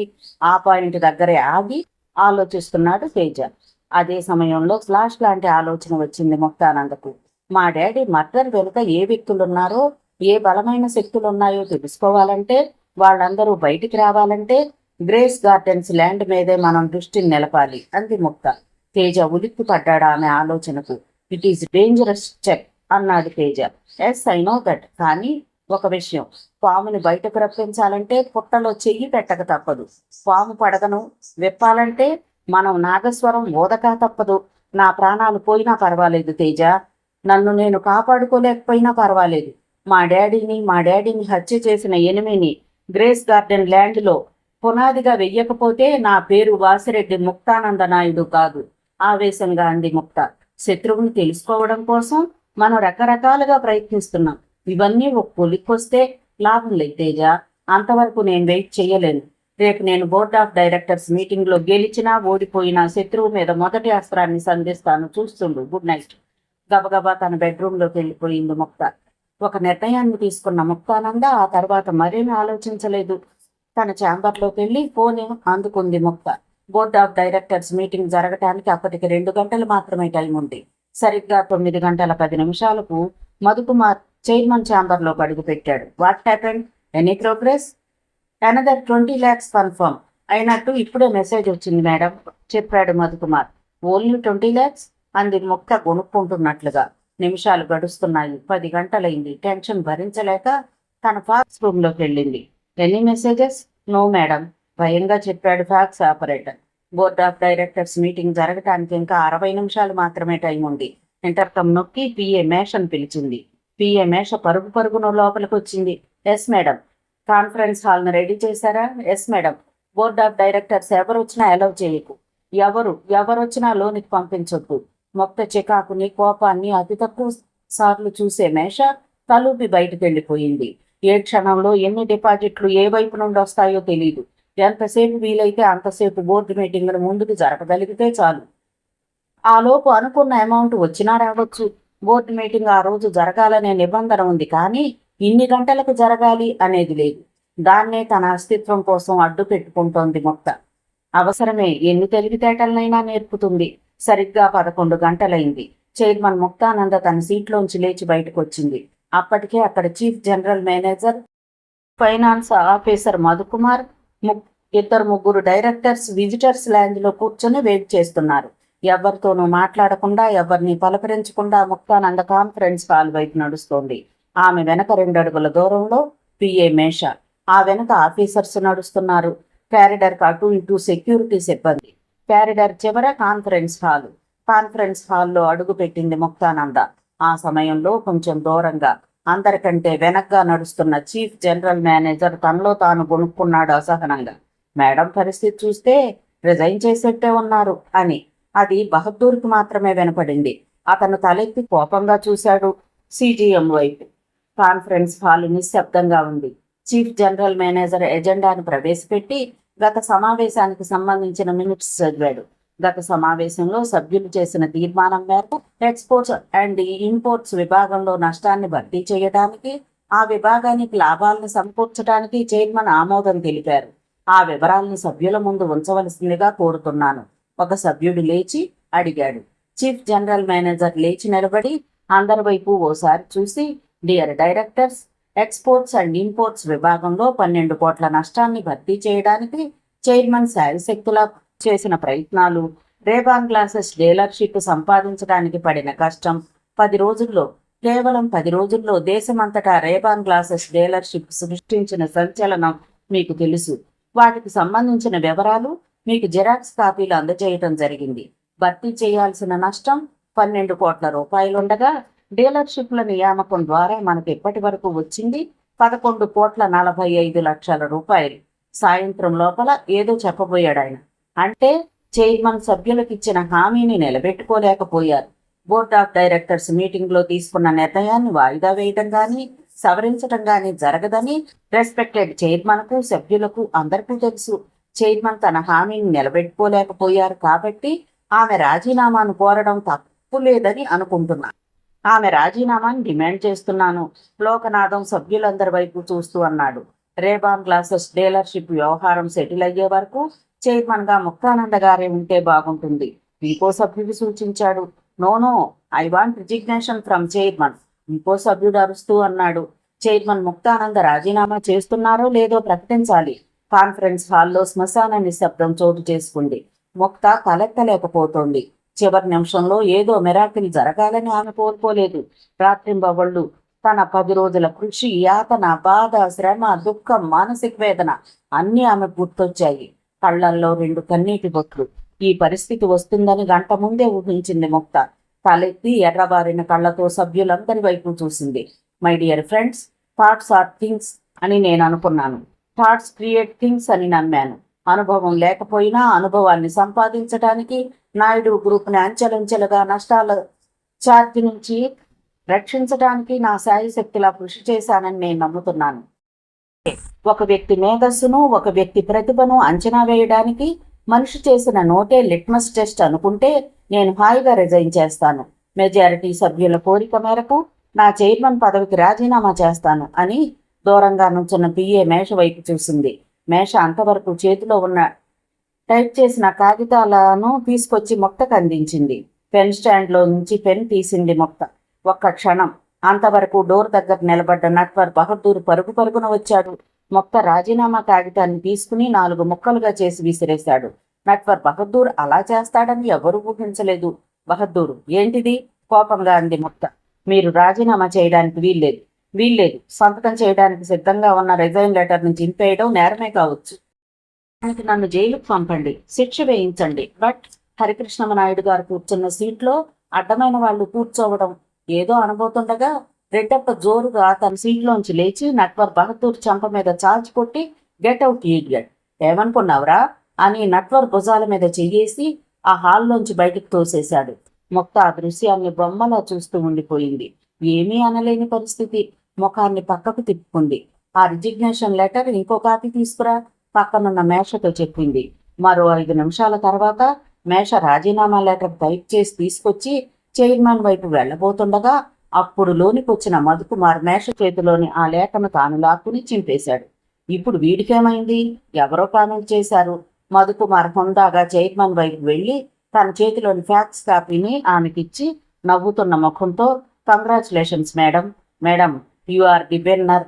ఎస్ చూడండి అంటూ సభ్యులందరి వైపు చూస్తూ, రెస్పెక్టెడ్ మెంబర్స్, చైర్మన్ ముక్తానంద గారు రాజీనామా చేయాల్సిన అవసరం లేదు. ఎందుకంటే ఏ 12 కోట్ల రూపాయల నష్టాన్ని భర్తీ చేసి లాభాలను చూపిస్తానని గత సమావేశంలో ఆమె ప్రకటించారో ఆ మేరకు ఆమె విజయం సాధించారు. కావలిస్తే చూడండి. తన చేతిలో ఉన్న ఫ్యాక్స్ కాపీ డూప్లికేట్ని ఒక సభ్యుడికి అందజేశాడు మధుకుమార్. ఆ డూప్లికేట్ కాపీని వరుసగా అందరూ గబగబా లాక్కుని చూస్తున్నారు. ఫాక్స్ కాపీలో ఉన్న అంకెలను చూసి విస్తుపోయింది ముక్త. అంతవరకు వచ్చిన డిపాజిట్ల మొత్తం 12,01,00,000. తన కళ్ళను తానే నమ్మలేకపోయింది ముక్త. ఆనందము, దుఃఖము, విస్మయము కలిగిన వింత మానసిక స్థితి. Is it true mister Madhu? Yes madam, గుండెల నిండా నిండిన ఆనందంతో అన్నాడు మధుకుమార్. ₹1 లాభమా? మేం ఒప్పుకోం, అసహనంగా అరిచారెవరు. మధుకుమార్ చెప్పడం ప్రారంభించాడు. చైర్మన్ సభ్యులకిచ్చిన హామీ ప్రకారం, లేటెస్ట్ అకౌంట్స్ ప్రకారం 12 కోట్ల రూపాయల నష్టాన్ని పూడ్చక ₹1 లాభాన్ని కూడా సంపాదించారు. లాభం ఎంతన్నది కాదు ముఖ్యం, లాభం వచ్చిందా లేదా అన్నది ముఖ్యం. ఫైనాన్స్లో ₹1కి ఎంత విలువ ఉందో అందరికీ తెలుసు. Profit is profit. పైగా షేర్ విలువ ₹9 నుంచి ₹45కి ఎగబాకింది. షేర్ కింద ప్రీమియం అని ఫిక్స్. పబ్లిక్ ఇష్యూకి వెళ్తే కంపెనీ చరిత్రే మారిపోతుంది. డిపాజిట్స్ మీద మొదటి సంవత్సరం మనం ఎలాంటి వడ్డీ ఇవ్వం. ఆ వడ్డీ కంపెనీకే మిగిలిపోతుంది. వచ్చే సంవత్సరం రేబాన్ కాంటాక్ట్ లెన్స్ల డీలర్షిప్ కూడా మనకే రాబోతుంది. ఇవన్నీ చైర్మన్ గారి భవిష్యత్ పథకాలు. ఈ మేరకు చైర్మన్ ఘన విజయం సాధించారని చెప్తూ ఆమెకు సభ్యుల తరపున నా ఆనందాన్ని, కృతజ్ఞతలు తెలియజేస్తున్నాను అన్నాడు ఉద్వేగంగా. కొంతమంది సభ్యులు తమ హర్షాన్ని వ్యక్తం చేస్తూ చప్పట్లు కొట్టారు. మిగతా సభ్యులు ఏం మాట్లాడాలో తెలియక దిగాలు ముఖాలతో కూర్చున్నారు. నాయుడు గ్రూప్ హెడ్ ఆఫీసులో అనుకోని ఆనందకర వాతావరణం అలుముకుంది. ముక్త తన శత్రువుల మీద సాధించిన విజయం క్షణాల మీద బయటకు తాకిపోయింది. మిస్ ముక్తానంద, ₹1తో మీరు విజయం సాధించడం ఒక్క ఓటుతో ఎలక్షన్లలో గెలవడం లాంటిది. This is a rare victory. Keep it up. Wish you all the success. Madras అధికార పార్టీ అధ్యక్షుడు హరికృష్ణమనాయుడు స్నేహితుడు మణి ఫోన్ చేసి చెప్పాడు. ఎన్నెన్నో ఫోన్లు, ఎన్నెన్నో ప్రశంసలు. చివరి నిమిషం వరకు తాను అనుభవించిన మానసిక వేదనను గుర్తు తెచ్చుకోవడానికే భయంగా ఉందాము. అదే సమయంలో సూర్యతేజ దగ్గర నుంచి ఫోన్. కంగ్రాచులేషన్స్ ముక్త, నాకు తెలుసు నువ్వు గెలుస్తావని. ఎలా ఉంది నీ ఎనిమీస్ రియాక్షన్? రియాక్షన్? మరో గంటలో వాళ్ళ రియాక్షన్ తెలుస్తుంది. అంటే గ్రేస్ గార్డెన్స్ ల్యాండ్ ప్లాన్ బయట పెట్టబోతున్నావా? అవును. ఒక్కసారి ఆలోచించు ముక్త. లేదు తేజ, సాహసి కానివాడు లక్ష్యాన్ని శోధించలేడు, గమ్యాన్ని చేరలేడు. రేబాన్ విజయం దానికి పునాది. చేపట్టబోయే రెండో కార్యక్రమం శత్రువులకు కట్టబోయే సమాధి. ఫోన్ పెట్టేసింది ముక్త. సరిగ్గా 2 గంటల తర్వాత ఏకైక విజయంతో అపారమైన అధికారాన్ని తన పాదాక్రాంతం చేసుకున్న చైర్మన్ ముక్తానంద గంభీరంగా, హుందాగా కాన్ఫరెన్స్ హాల్లోకి ప్రవేశించింది. నాయుడు గ్రూప్ ఆఫ్ కంపెనీస్కు చెందిన ఉన్నతాధికారులు మధుకుమార్ సారథ్యంలో అప్పటికప్పుడు ఏర్పాటు చేసిన అభినందన సభ అది. బోర్డ్ ఆఫ్ డైరెక్టర్లు, ఆయా విభాగాల ఉన్నతాధికారులు, ప్రెస్ పీపుల్, దాంతోపాటు ఆ చివర వరుసగా రవిచంద్ర, అరవిందరావు, ఆ పక్కన రఘునాథ్, వారికి ఎడమ పక్కన వర్కర్స్ యూనియన్ అధ్యక్ష కార్యదర్శులు ఆసీనులయ్యారు. సభకు ఆహ్వానం పలికి చైర్మన్ ముక్తకు అభినందనలు పలికాడు మధుకుమార్. ఆ తరువాత యూనియన్ లీడర్స్ ప్రసంగం, పుష్పమాలల అలంకరణ, ముక్త సాహసం, ధైర్యం, తెలివితేటల్ని ఆకాశానికి ఎత్తేస్తూ కొంతమంది ప్రసంగాలు చేశారు. చివరగా ముక్త మాట్లాడడానికి లేచి నిలబడింది. ముక్త ఏం మాట్లాడుతుందోనని ఆసక్తిగా హాలంతా నిశ్శబ్దంగా ఉంది. బోర్డ్ ఆఫ్ డైరెక్టర్స్ మీటింగ్లో ఏదైతే విజయం సాధించానని, నన్ను నేను రుజువు చేసుకున్నానని మీరు అనుకుంటున్నారో, ఆ విజయం నా వ్యక్తిగత విజయం కాదు, సమిష్టి విజయం. నా సంకల్పాన్ని మహాయజ్ఞంలా స్వీకరించి అందుకు కృషి చేసిన ప్రతి ఒక్కరికి కృతజ్ఞతలు తెలుపుతున్నాను అని అందరి వైపు ఓసారి చూసి, గ్రూప్ను లాభాల దిశలో నడిపించడానికి రానున్న ఫైనాన్షియల్ ఇయర్లో చేపడుతున్న కార్యక్రమాల గురించి ప్రెస్ పీపుల్ అడుగుతున్నారు. నా ఉద్దేశంలో కొన్ని కార్యక్రమాలున్నాయి. ఈ సమయంలో వాటి విషయం చెప్పడం నా బాధ్యతగా భావిస్తున్నాను. కాగా హరికృష్ణమనాయుడు గారికి నాయుడు గ్రూప్ని ఇంటర్నేషనల్ కంపెనీల స్థాయికి చేర్చాలని, వరల్డ్ మార్కెట్లో నాయుడు గ్రూప్ని నిలబెట్టాలని ఉండేది. అందుకోసమే ఆయన నాయుడు కన్స్ట్రక్షన్స్ ప్రారంభించారు. తన జీవితాశయంగా రాయవరం దగ్గరున్న గ్రేస్ గార్డెన్స్ ఏరియాలో సుమారు 2,000 ఎకరాల్లో ఆసియాలోకెల్లా బిగ్గెస్ట్ కమర్షియల్ కాంప్లెక్స్ నిర్మించాలని అనుకున్నారు. దాని ద్వారా ఆయన ఆశించిందేమిటి, ప్లాన్స్ ఏమిటి? హఠాత్తుగా హరికృష్ణమనాయుడు గారి మరణంతో ఆ ప్రాజెక్టు మూతపడింది. ప్రస్తుతం నా సారథ్యంలో నాయుడు గ్రూప్ గ్రేస్ గార్డెన్స్ ప్రాజెక్టును రివైవ్ చేయాలని భావిస్తున్నాను. ఆ ప్రాజెక్టు వల్ల కొన్ని లక్షల మందికి ఉపాధి దొరకటమే కాకుండా కొన్ని కోట్ల రూపాయల విదేశీ మారక ద్రవ్యానికి కేంద్రంగా ఆ ప్రాజెక్టు ఉంటుందని నా ప్రాథమిక అంచనా. నా తండ్రి లేట్ హరికృష్ణమనాయుడు గారు 2,000 ఎకరాల ల్యాండ్లో ఆ ప్రాజెక్టును సంకల్పించారు. కానీ నేను 3,000 ఎకరాల ప్రదేశంలో ఆ ప్రాజెక్టుకు రూపకల్పన చేయాలని భావిస్తున్నాను.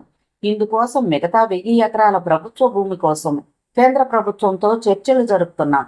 ఎన్ని కష్టాలు నష్టాలు ఎదురైనా ఆ ప్రాజెక్టుకు నెల రోజుల లోపల శంకుస్థాపన చేయాలని నా కోరిక. నాయుడు గ్రూప్ కంపెనీల్లో పనిచేసే కార్మిక శక్తి విజయానికి, హరికృష్ణ నాయుడు గారు కన్న కలలకు ఈ ప్రాజెక్టు చిరకాలకు గుర్తుగా ఉండాలని నా అభిలాష.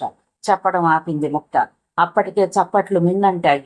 జలపాతం లాంటి చప్పట్ల హోరు మధ్యలోంచి టీవీగా రాణిల హాల్లోంచి బయటకు వచ్చింది ముక్త. ఆమె బయటకు వచ్చేసిన వెంటనే రఘునాథ్ రవిచంద్ర పక్కకు తిరిగి, ఆ గ్రేస్ గార్డెన్స్ ల్యాండ్ విషయంలో చాలా పేచీలున్నాయి. ఆ బాధలు పడలేక మీ డాడీ ఆ ప్రాజెక్టును మధ్యలోనే ఆపేశారు. అక్కడ మళ్ళీ గోతులు తీయాలంటుందేమిటి మీ సిస్టర్? చెవిలో గుసగుసలాడాడు. రవిచంద్ర మాట్లాడలేదు. లాయర్ అరవిందరావు వైపు చూశాడు. ఉత్తినే తీసుకోరు గోతులు. ఎవరు తీసుకున్న గోతుల్లో వాళ్ళు పడ్డానికే గోతులు తీసుకుంటారు అన్నాడు లాయర్ అరవిందరావు. తన సీట్లోకి వచ్చి కూర్చున్న వెంటనే పిఏ మేష కొరియర్ సర్వీస్లో వచ్చిన ఒక పార్సిల్ తెచ్చిచ్చింది. బ్రహ్మ అడ్రస్ చూసింది ముక్త. డాక్టర్ భట్నాగర్, న్యూఢిల్లీ అని ఉంది. మేష గదిలోంచి బయటికి వెళ్ళిపోగానే లోపల నుంచి ఛాంబర్ క్లోజ్ చేసి వచ్చి నెమ్మదిగా ఆ కవర్ని విప్పడం ప్రారంభించింది ముక్తానంద. ఒక లెటర్తో పాటు ఒక నెగిటివ్ మాత్రమే ఉంది అందులో. ఆ లెటర్లో మాత్రం, ముక్తానంద, ఈ నెగిటివ్ను ఒక మంచి ఫోటో పేపర్ మీద ప్రింట్ చేయించు. ఆ ప్రింట్ నీ చేతికి రాగానే నాకు ఫోన్ చేయి. భట్నాగర్ అని ఉంది. నెగిటివ్ని ఎత్తి పట్టుకొని చూసింది. అంతా మసకమసగ్గా కనిపించింది. మౌంట్ రోడ్లోని అలంకార్ థియేటర్కు దగ్గరలో ఉన్న రాఘవేంద్ర ఫోటో స్టూడియో ముందు కారాగింది. అందులోంచి బయటకు దిగిన ముక్తానంద చుట్టూ ఓసారి చూసి లోపలికి అడుగు పెట్టింది. వెనక ఆమెను అనుసరించాడు సూర్యతేజ. నెగిటివ్తో డార్క్ రూమ్లోకి వెళ్ళాడు స్టూడియో ఓనర్. ముక్త, గ్రీన్ గార్డెన్స్ ప్రాజెక్టు నువ్వు అనౌన్స్ చేసావు కాబట్టి ఇప్పుడు నీతో దాగుడు మూతలాడుతున్న శత్రువులు బయటకు వస్తారంటావా అడిగాడు సూర్యతేజ సందేహాస్పదంగా. ఎందుకు రారు? చచ్చినట్టు వస్తారు. ఇప్పుడు ఈ నెగిటివ్లోంచి వెలందిస్తాడు చూడు. చాలాసార్లు నాకు అపరిచిత వ్యక్తి దగ్గర నుంచి వస్తున్న ఫోన్ల గురించి నీకు చెప్పాను. నా అనుమానం, నా చుట్టూ ఉన్న వ్యక్తుల్లోనే గొంతులు మార్చి మార్చి చేస్తున్న ఫోన్లు వ్యక్తులు కూడా ఉన్నారని, వాళ్ళని ట్రాప్ చేయాలని నిర్ణయించుకున్నాను. నెగిటివ్లో ఎనిమి దొరుకుతాడు. ఫోన్ ట్రాప్ ద్వారా ఆ ఎనిమి దొరుకుతాడు. ప్రాజెక్టు శంకుస్థాపన నాటికి డాడీ ఆ ఎనిమిని నేను పట్టుకోవాలి. దట్స్ మై ఛాలెంజ్ ఆవేశంగా అంది మొక్క. ఆర్డినరీ ఫోన్ ట్రాప్ ద్వారా వాళ్ళను నువ్వు పట్టుకోలేవు. కోర్టులో నువ్వు ప్రూవ్ చేయలేవు. ఇలాంటి కాల్స్ని అనలైజ్ చేయడానికి స్పెషల్ మెషిన్ ఉంది. దానిని వాయిస్ మెషిన్ అంటారు.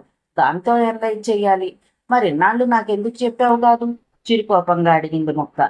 ఎప్పుడో ఓసారి నాతో ఈ విషయం మాట్లాడావు. మళ్ళీ ఎప్పుడైనా మాట్లాడావా?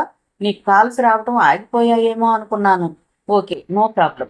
I will get that machine. ప్రస్తుతం ఆ మెషిన్ ఎక్కడుంది? ఢిల్లీలో సిబిఐ ఆఫీసులో చెప్పాడు సూర్యతేజ. అంతలోనే డార్క్ రూమ్ తలుపులు తెరుచుకోవడంతో ఆతృతగా ముందుకు అడిగేసింది మొక్క. లోనుంచి ఆ వ్యక్తి నెగిటివ్తో పాటు ప్రింట్ని తెచ్చి మొక్కకు అందించాడు. మొక్క పక్కనే నిల్చున్న సూర్యతేజ ఆ ఫోటో వైపు ఆత్రంగా చూశాడు. ఆ ఫోటోలో ఒక వ్యక్తి చేతిలో రైఫిల్తో ఎదురుగా సూటిగా చూస్తూ నిలబడ్డాడు. రెండో వ్యక్తి ఆ దృశ్యాన్ని చూస్తున్నవాడు. మొదటి వ్యక్తి ఫోటో స్పష్టంగా, రెండో వ్యక్తి ఫోటో అస్పష్టంగా ఉంది. మొదటి వ్యక్తి ముఖం, నుదురు విశాలంగా, కళ్ళు పెద్దవిగా ఉన్నాయి. రెండో వ్యక్తి ముఖం అలుక్కుపోయినట్లుగా ప్రింట్ కాగా అతని చెవి ప్రాంతం మాత్రం స్పష్టంగా కనిపిస్తోంది. ఆ చెవికి ఒక రింగ్ ఉంది. రెండో వ్యక్తి ఫోటోలో క్లారిటీ లేదే అడిగింది మొక్క. చాలా డల్గా ఉంది మేడం. అందులో కనిపించేవి మ్యాక్సిమం డీటెయిల్స్ చెప్పాడు స్టూడియో వ్యక్తి. మొదటి వ్యక్తి మర్డరరే. రెండో వ్యక్తి ఎనిమినా అడిగింది మొక్క. అంతే అంతే.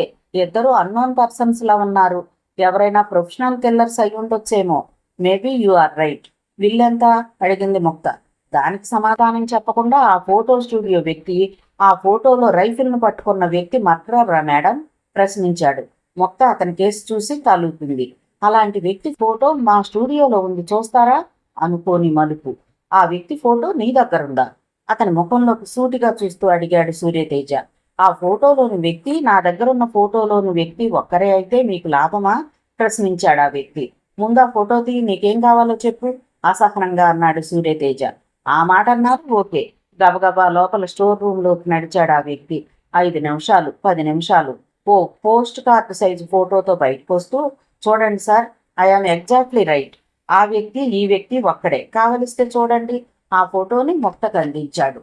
ఆ పోస్ట్ కార్డు సైజు ఫోటోలో పక్కపక్కన నిలబడి ఇద్దరు వ్యక్తులు ఉన్నారు. ఒక వ్యక్తి మగ, ఇంకో వ్యక్తి ఆడ. నో డౌట్ ఈ రెండు ఫోటోలు ఒక వ్యక్తివే. ఎక్సైటింగ్ గా అంది ముక్త. ఈ ఫోటో నాకు కావాలి, ఎంతకిస్తావు అడిగింది ముక్త. జవాబు చెప్పలేదు స్టూడియో వ్యక్తి. లోంచి కొంత అమౌంట్ తీసి టేబుల్ మీద పెట్టింది. ఆ అమౌంట్ను ఆత్రంగా అందుకున్నాడు అతను. ఆ ఫోటోల్లోని వ్యక్తుల అడ్రస్ మీ దగ్గర ఉంటుందనుకుంటాను. ఏదో అడగబోయాడు సూర్యతేజ. నో తేజ, అడ్రస్ నాకు తెలుసు, నేను పట్టుకుంటాను రా, చెప్తాను. అతని చేతిని పట్టుకుని వేగంగా బయటకు లాక్కెళ్తూ అంది ముక్త. సాయంత్రం 6:30 దాటింది. నగర శివార్లలోని వెల్లివాకం రైల్వే స్టేషన్కు 100 గజాల దూరం కాలనీలోకి ప్రవేశించింది కంటెస్సా కార్. ఆ కారు స్టీరింగ్ ముందు ముక్త కూర్చొనుంది. పక్కన సూర్యతేజ కూర్చున్నాడు. తేజ హ్యాండ్ బ్యాగ్ లోంచి కార్డు సైజు ఫోటో తీసి సరిగ్గా 2 ముక్కలు చేయి అంది ముక్త. తేజ ముక్త చెప్పినట్లుగానే చేశాడు. ఆ మరో 5 నిమిషాల తర్వాత కారు ఓఎంఐజీ క్వార్టర్ ముందు ఆగింది. బయట ఆగిన కారును చూడగానే లోపల నుంచి బయటకు వచ్చింది మేష. మేడం మీరా? ఫోన్ చేస్తే నేనే వచ్చేదాన్నిగా, తొట్టు పడుతూ అడిగింది మేష. హంసుమతిని నువ్వు కలిసావు కదా? అవును మేడం. హంసుమతి ఫోటోను చూడగానే నువ్వు పోల్చుకోగలవు కదూ? ఎస్. హంసుమతి సిటీకి వచ్చిందా మేడం అని అడగబోయి ముక్త చేతిలో ఫోటోను చూసి అవాక్కైపోయింది. ఎస్ మేడం, షీఈజ్ హంసుమతి అంది. రేపు ఎర్లీ మార్నింగ్ 6 o'clockకి నా రెసిడెన్స్కి రా, డోంట్ ఫర్గెట్. కారు వెంటనే వెనక్కి తిప్పేసింది ముక్త. కన్ను తెరిసి మూసేలోగా కారు అక్కడి నుంచి మాయమైపోయింది.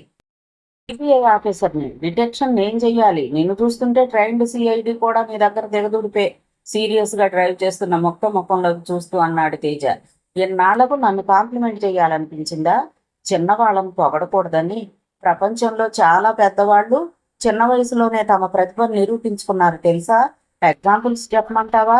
లైఫ్ అంటే ఆఫీసు, ఎనిమీసు, ఎత్తులు, పై ఎత్తులు అంతేనా? 24 గంటల్లో జీవితంలో ఒక్క నిమిషం కూడా నీకోసం ఆలోచించవా? కారు తెల్లస్ మెయిన్ రోడ్డు మీద వెళుతోంది. అప్పుడు టైం 7 దాటింది. ట్రాఫిక్ ఐలాండ్ దగ్గర రెడ్ లైట్ను చూడగానే కారు స్లో చేసింది ముక్త. నీ కోసం ఆలోచించాలా, నా కోసం ఆలోచించాలా? వెంటనే జవాబు స్ఫురించలేదు సూర్యతేజకు. గురించి ఆలోచించనా? స్టీరింగ్ మీద నుంచి చేతులు తీసి చటుక్కున అతని భుజాల మీద వేసి అతని పెదవులను గట్టిగా ముద్దు పెట్టుకుంది.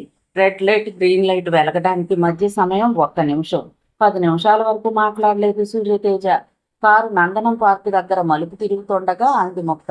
అంశుమతి పక్కనున్న వ్యక్తి మర్డర్ అంటే అంశుమతికి బాగా సన్నిహితమైన వ్యక్తి భర్త కావచ్చు, బ్రదర్ కావచ్చు. సో అంశుమతిని కలిస్తే టాప్ సీక్రెట్ విడిపోతుంది. ఆ తర్వాత మనం ఆ మర్డరర్ పక్కనున్న వ్యక్తి ఎవరో తెలుసుకోవాలి. ఈ లోపల నువ్వు చేయాల్సిన పని వాయిస్ మెషిన్ సంపాదించి తేవడం. ఎప్పుడు వెళ్తున్నావు? రేపు మార్నింగ్ మేడం, చిలిపిగా అన్నాడు సూర్యతేజ. బొంబాయి విక్టోరియా టెర్మినస్ దగ్గర ఉన్న నెహ్రూ నగర్ ప్రాంతంలోని ఫ్లాట్స్ దగ్గర ట్యాక్సీ ఆగింది. అందులోంచి దిగింది ముక్త. ఆ వెనక మేషం. తను మొదటిసారి వెళ్లిన అంశుమతి ఫ్లాట్ పక్కనున్న ఫ్లాట్ దగ్గరకు నడిచింది. మేషం చూడగానే పక్క ఫ్లాట్లోని ఆడమనిషి వెంటనే పోల్చుకుంది. అంశుమతి అప్పుడే ఫ్లాట్ ఖాళీ చేసిందని చెప్పాను కదా, హిందీలో అందామె. గోవాలో ఉంటుందన్నారు కదా, అడ్రస్ ఏమైనా చెప్తారేమోనని. నాకేం అడ్రస్ ఇవ్వలేదమ్మా, తన ఫోన్ నంబర్ మాత్రం ఇచ్చింది. అది పీపీ అనుకుంటా. ఆ ఫోన్ నంబర్ ఇవ్వగలరా అని అడిగిన మేష వైపు చూసి, ఎవ్వరికి ఆ ఫోన్ నంబర్ ఇవ్వొద్దని మరీ చెప్పిందండి అని లోపలికి వెళ్ళి, అంశుమతి మీ ఫ్రెండ్ అన్నారు కదా అని ఓ పేపర్ని ఆమెకు అందించింది. మేష ఆ పేపర్ని ముక్తకు అందించింది. అంశుమతి, గోవా 4280. థ్యాంక్స్ చెప్పి 1 అడుగు వెనక్కి వేసి, చిన్న హెల్ప్ చేయాలి, చేస్తారా? చెప్పండి అన్నదావిడ ముక్త వైపు చూస్తూ. ఈ వ్యక్తి ఎవరో చెప్పగలరా? హ్యాండ్ బ్యాగ్ లోంచి తీసిన ఫోటోని ఆమెకు చూపిస్తూ అడిగింది ముక్త. అంశుమతి భర్త. నాకెందుకు తెలియదు? Anand, very nice man, jovial. వాళ్ళిద్దరూ ప్రస్తుతం విడిపోయారనుకుంటాను. ఎక్కడ పని చేస్తుంటారో తెలుసా? మళ్ళీ అడిగింది ముక్త. ఢిల్లీలో ఉద్యోగం, అంత మాత్రమే నాకు తెలుసు. ఇద్దరూ బాగున్న రోజుల్లో 15 రోజులకు ఒకసారి వచ్చేవాడు అందామె. లిఫ్ట్ వైపు నడిచింది. ఆమెను అనుసరించింది మేష. గోవా ఎయిర్పోర్ట్కి సమీపంలో ఉన్న హోటల్ ఒబరాయ్ బోగ్మాల్లో దిగారు. సూట్ నంబర్ 666లో దిగారు. సూట్లోకి వెళ్ళగానే ముక్త ఫోన్ వైపు నడిచింది. రిసీవర్ని తీసుకుని అంశుమతి పీపీ నంబర్కి డైల్ చేసింది. పాప్ సింగర్ అంశుమతి, బొంబాయి నుంచి వచ్చింది. ఆ అమ్మాయేనా? అవును. తెలియకపోయినా అంది ముక్త. సారీ మేడం, అంశుమతి మొన్నటి వరకు మా అవుట్ హౌస్లోనే ఉండేది. ఎందువల్ల ఖాళీ చేసేసింది. ఆవిడ పనిచేస్తున్న హోటల్కి ఫోన్ చేస్తే కావలసిన ఇన్ఫర్మేషన్ దొరకొచ్చు. ఆ హోటల్ పేరు చెప్తారా? Oberoi Bogmalo, near airport. ఆ పేరు వినగానే ఆశ్చర్యపోయింది ముక్త. అంశుమతి పాటలు పాడేది ఈ హోటల్లోనేనా? వెంటనే రిసెప్షన్కు ఫోన్ చేసింది. ఆపరేటర్ లైన్లోకి వచ్చాడు. అంశుమతి రెస్టారెంట్కి ఎన్ని గంటలకు వస్తుందో చెప్పగలరా? ఈవినింగ్ 7 o'clockకి మేడం. రెసిడెన్సీ అడ్రస్ చెప్పగలరా? నాకు తెలియదు మేడం. హోటల్ మేనేజర్కి కనెక్షన్ ఇస్తాను, మాట్లాడండి. మరో 2 నిమిషాల తర్వాత హోటల్ మేనేజర్ లైన్లోకి వచ్చాడు. తనకేం కావాలో చెప్పింది ముక్త. ఆమెకు మీరేమవుతారు? కజిన్. మీ పేరు? Kalyani. From address Madras. Please wait on the line. 2 నిమిషాల తర్వాత హోటల్ రూల్స్ ప్రకారం మా రెస్టారెంట్లో పనిచేసే ఫీమేల్ గ్రూప్ అడ్రస్లు చెప్పకూడదు. కజిన్ అన్నారు కాబట్టి చెప్తున్నాను, రాసుకోండి. 18 జాన్ రోడ్, పాంజిమ్. ఈ అడ్రస్ నోట్ చేసుకుని థ్యాంక్స్ చెప్పి ఫోన్ పెట్టేసింది ముక్త. మరో 10 నిమిషాల తర్వాత హోటల్ సూట్లోంచి బయటకు వచ్చి ట్యాక్సీలో కూర్చుంది ముక్త. కారు పాంజిమ్ ఏరియాకి వెళ్ళడానికి 40 నిమిషాలు పట్టింది.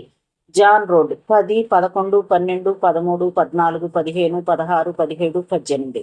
జాన్ రోడ్లో అక్కడక్కడ యూరోపియన్ స్టైల్లో కట్టిన ఇళ్లల్లో ఒక ఇంటి ముందు ఆగింది కారు. ఆ ఏరియా నిశ్శబ్దంగా ఉంది. కారు దిగి బోగన్ బెల్ల ఆర్చి దాటి లోపలికి అడుగు పెట్టారిద్దరు. కాలింగ్ బెల్ నొక్కింది మేష. No reply. హాల్లో నుంచి వీడియో సినిమా నడుస్తున్న శబ్దం. లోపలికి వెళదాం రండి మేడం. కటకటాల తలుపు తోసుకుని హాల్లోకి అడుగుపెట్టి బెడ్రూమ్ వైపు చూసిన మేష కెవ్వున కేక వేసింది. బెడ్రూమ్లో బెడ్ మీద చలనరహితంగా అంశుమతి. నిమిషాల ముందే హత్యకు గురైనట్లుగా తెలిపే ఇంకా స్రవిస్తున్న నెత్తురు. ముక్తానంద పరుగు పరుగున వెళ్లి ఆమె ముక్కు దగ్గర వేలు పెట్టి ఊపిరి చూసింది. అప్పటికే ఊపిరాగిపోయింది. బుల్షిట్. టోటల్ ప్లాన్ అంతా అప్సెట్ అయింది. అసహనంగా అంది ముక్త. మేషకు నోట మాట లేదు. గోవా నుంచి మద్రాసు వెళ్లే ఫ్లైట్లో కూర్చున్నాక, మేడం, అంశుమతిని మనం కలవడానికి వెళుతున్నామని తెలిసిన హంతకులు మనల్ని ఫాలో అయ్యారంటారా? అడిగింది భయంగా. ఆ ప్రశ్నకు జవాబు చెప్పలేకపోయింది ముక్త. Anna Nagar police station. Circle inspector ఎదురుగా కూర్చున్నాడు పుష్పక్. మనల్ని విడుదల చేయమని ఐజీ స్వయంగా ఫోన్ చేశారు. ఈ రిజిస్టర్లో సంతకం చేసి మీరు వెళ్ళొచ్చు చెప్పాడు సిఐ. సిఐ చెప్పినట్టుగా చేసి స్టేషన్ బయటకు వచ్చాడు పుష్పక్. అతని గుండె కసితో రేగిపోతోంది. ప్రాణానికి ప్రాణంగా ప్రేమించిన అనిమిషను చివరి సమయంలో కూడా కనీసం ఒక్కసారి చూసుకోలేకపోయాడు. పేపర్లో న్యూస్ ప్రకారం అనిమిష తను ఆ రోజు హోటల్లో బాగా తాగాక ఇద్దరి మధ్య వాగ్వాదం జరిగింది. ఆ సమయంలో తను అనిమిషను 5th ఫ్లోర్లోంచి విండోలోంచి కిందికి తోసేశాడు. పోలీసులు పుష్పక్ను అరెస్ట్ చేసిన సమయంలో చెప్పిన విషయం అది.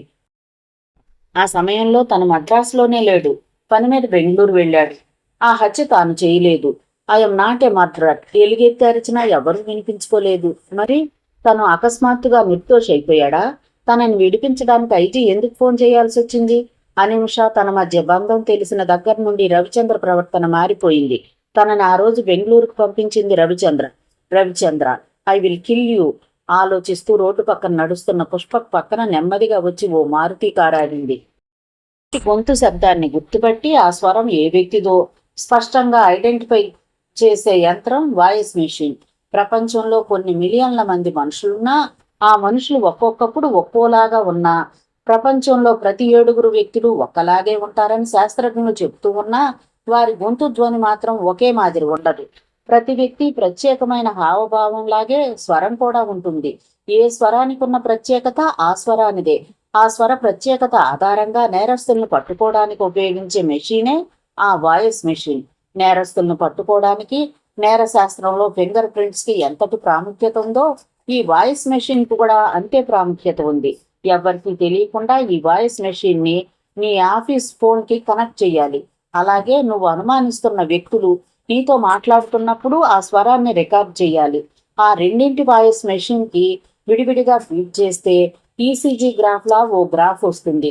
2 గ్రాఫుల్ని పోల్చి 2 ఐడెంటిఫై చేసి అవునో కాదో తేల్చుకుంటే నీకు ఫోన్ చేసే వ్యక్తి ఎవరో తెలిసిపోతుంది. 2 ఐడెంటికల్ కాకపోతే నీ ఎనిమి ఎంతవరకు నిన్ను ప్రత్యక్షంగా కలవలేదని అర్థం.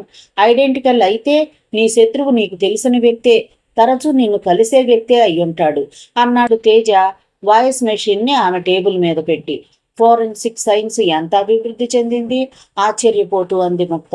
సూర్యతేజ స్వయంగా ముక్తానంద ఛాంబర్లో డైరెక్ట్ ఫోన్కి వాయిస్ మెషిన్ని అమర్చాడు. ఫోన్ రాగానే దాన్ని ఎలా ఆపరేట్ చేయాలో చెప్పాడు. బోర్డ్ ఆఫ్ డైరెక్టర్లు, లీగల్ అడ్వైజర్లు, నాయుడు గ్రూప్ ఉన్నతాధికారులు పని మీద వచ్చి మాట్లాడి వెళ్తున్నారు. ఎదురుగా వచ్చి తనతో మాట్లాడుతున్న వ్యక్తుల వాయిస్తో పాటు తనతో ఫోన్లో మాట్లాడుతున్న వ్యక్తుల్లో తనకు అనుమానం ఉన్న వ్యక్తుల వాయిస్ను రికార్డ్ చేస్తోంది ముక్త. వాటిని ఎప్పటికప్పుడు ఎనలైజ్ చేస్తున్నాడు సూర్యతేజ. నీకెవరి మీదైనా అనుమానం ఉంటే చెప్పు, ఆ రోజు అడిగాడు సూర్యతేజ. ఎవరి మీదని చెప్పను ఆలోచనలో పడింది ముక్త. ఫోటోలోని వ్యక్తి అంశుమతి భర్త. వాడెవడు? వాడెందుకు ఈ హత్య చేశాడు? వాడెక్కడున్నాడు? ఈ విషయాలు మొదట తేలాలి. కీలకమైన విషయం తేలిపోతే ముసుగులోని హంతకులందరూ బయటపడతారని నా నమ్మకం, చెప్పాడు తేజ. ప్యాలెస్ ఆన్ వీల్స్ లో ఆ రోజు డాడీతో పాటు ఎవరెవరు వెళ్ళారు అన్న విషయం తెలిస్తే మర్నాడు మనకు తెలుస్తాడు. జైపూర్ ఎంపీ జయేంద్ర మక్వానా ఏర్పాటు చేసిన సభకు హోమ్ మినిస్టర్ గా పదవి స్వీకారం చేసిన వెంటనే డాడీ వెళ్ళారు. జయేంద్ర మక్వానాని మనం కలిస్తే బాగుంటుందని నా అభిప్రాయం అంది ముక్త ఆలోచనగా. వెంటనే ఫోన్ అందుకున్నాడు తేజ. రంగస్థలం జైపూర్కి మారింది. జైపూర్ పోర్టుకు 10 కిలోమీటర్ల దూరంలో గార్డెన్ మాన్షన్. సిబిఐ వాళ్లే మిస్టర్కి ఎక్కడుందో అర్థం కాక తల బద్దలు కొట్టుకుంటున్నారు. ముక్తానంద, నీ వల్ల ఏమవుతుంది చెప్పు అన్నాడు ఎంపీ జయేంద్ర మక్వానా. అసలు ఒక్క క్లూ కూడా దొరకలేదా సార్? లేదు, నిరాశగా చెప్పాడు ఆయన. ఎందుకు సార్? ఒక హోమ్ మినిస్టర్ని చంపిన హంతకుడిని పట్టుకోలేని డిపార్ట్మెంట్స్ ఎందుకు సార్? ఆ డిపార్ట్మెంట్ మీద అన్ని కోట్లు ఖర్చు పెట్టడం అనవసరం, షీర్ వేస్ట్. అది తెలిసే మా ప్రయత్నం మేము చేశాం. మర్డర్ ఎవడో నాకు తెలుసు అంకుల్, అందుకే ఇక్కడికి వచ్చాను. ప్యాలెస్ ఆన్ వీల్స్ లో మా డాడీ ఎక్కిన వ్యక్తులను మీరు గుర్తుపట్టగలరా? అవును. అయితే ఆ వ్యక్తి ఎవరో చెప్పండి. బ్యాగ్ లోంచి ఆప్టోగ్రఫీ ద్వారా తీసిన మైక్రో ఫోటోగ్రాఫిక్ ప్రింటింగ్ తీసి చూపించింది. 1000 వోల్టుల విద్యుత్ షాక్ తగిలినట్లుగా ఉంది ఆయనకు. Is it really? గబుక్కున ముక్తానంద చేతిలోంచి ఆ ఫోటోను లాక్కున్నాడు జయేంద్ర మక్వానా. స్పష్టంగా పరిశీలించి చూశాడు. Is he the murderer? ఫోటోలోని వ్యక్తిని నమ్మలేనట్లుగా చూస్తూ ఆందోళనగా అన్నాడు ఆయన. I don't believe this. But ఎలా దొరికింది ఈ ఫోటో? ఆశ్చర్యంగా అడిగాడు ఆయన. ముందు మర్డరర్ ఎవరో చెప్పండి. నిన్నటి వరకు మర్డరర్ అనుకోలేదు, ఇప్పుడే తెలిసింది కదా మర్డరర్ అని. మర్డరర్ ఎవరంకుల్? సీరియస్ గా అడిగింది ముక్తానంద ఫోటో షాక్ లోంచి తేరుకుంటూ. ఆయన చెప్పడం ప్రారంభించాడు. ఎంపీ జయేంద్ర మక్వాన్. ఆశ్చర్యంగా వింటున్నారు ముక్తానంద, సూర్యతేజ. ఆయన చెప్పిందంతా విన్నాక ప్రస్తుతం ఆయన ఎక్కడుంటున్నాడు చెప్పాడు జయేంద్ర మక్వానా. రేపు మార్నింగ్ ఢిల్లీ వెళ్తున్నాం చెప్పింది ముక్త. ఎందుకైనా మంచిది, నేను వస్తాను. ఈ విషయం సీఎంతో అర్జెంటుగా మాట్లాడాలి కదా. ముక్త, సూర్యతేజ ఆ రోజు రాత్రి చాలాసేపటి వరకు మర్నాడు తాము చేయాల్సిన పనుల గురించి చర్చించుకున్నారు. New Delhi Indira Gandhi international airport. రోజు పర్యటనకు వస్తున్న బ్రిటన్ యువరాజు prince of Wales prince Charles ను ఆహ్వానించడానికి ప్రధాని స్వయంగా ఎయిర్పోర్ట్కు వచ్చారు. ప్రధానితో పాటు సగానికి పైగా కేబినెట్ మంత్రులు, పోలీసు ఉన్నతాధికారులు, అధికారులు, అనధికారులు, రాజకీయ నాయకులు, ఇండియాలోని బ్రిటిష్ అంబాసిడర్తో ఎయిర్పోర్టు కళకళలాడిపోతోంది. విఐపి లాంజ్లో ప్రధాని పక్కనున్న ప్రముఖులతో ముచ్చటిస్తున్నారు. అదే సమయంలో ఎయిర్పోర్టు పోర్టికోలో ఆగిన కారులోంచి దిగింది ముక్త. ఆమె వెనక ఎంపీ జయేంద్ర మక్వానా, పక్కన సూర్యతేజ.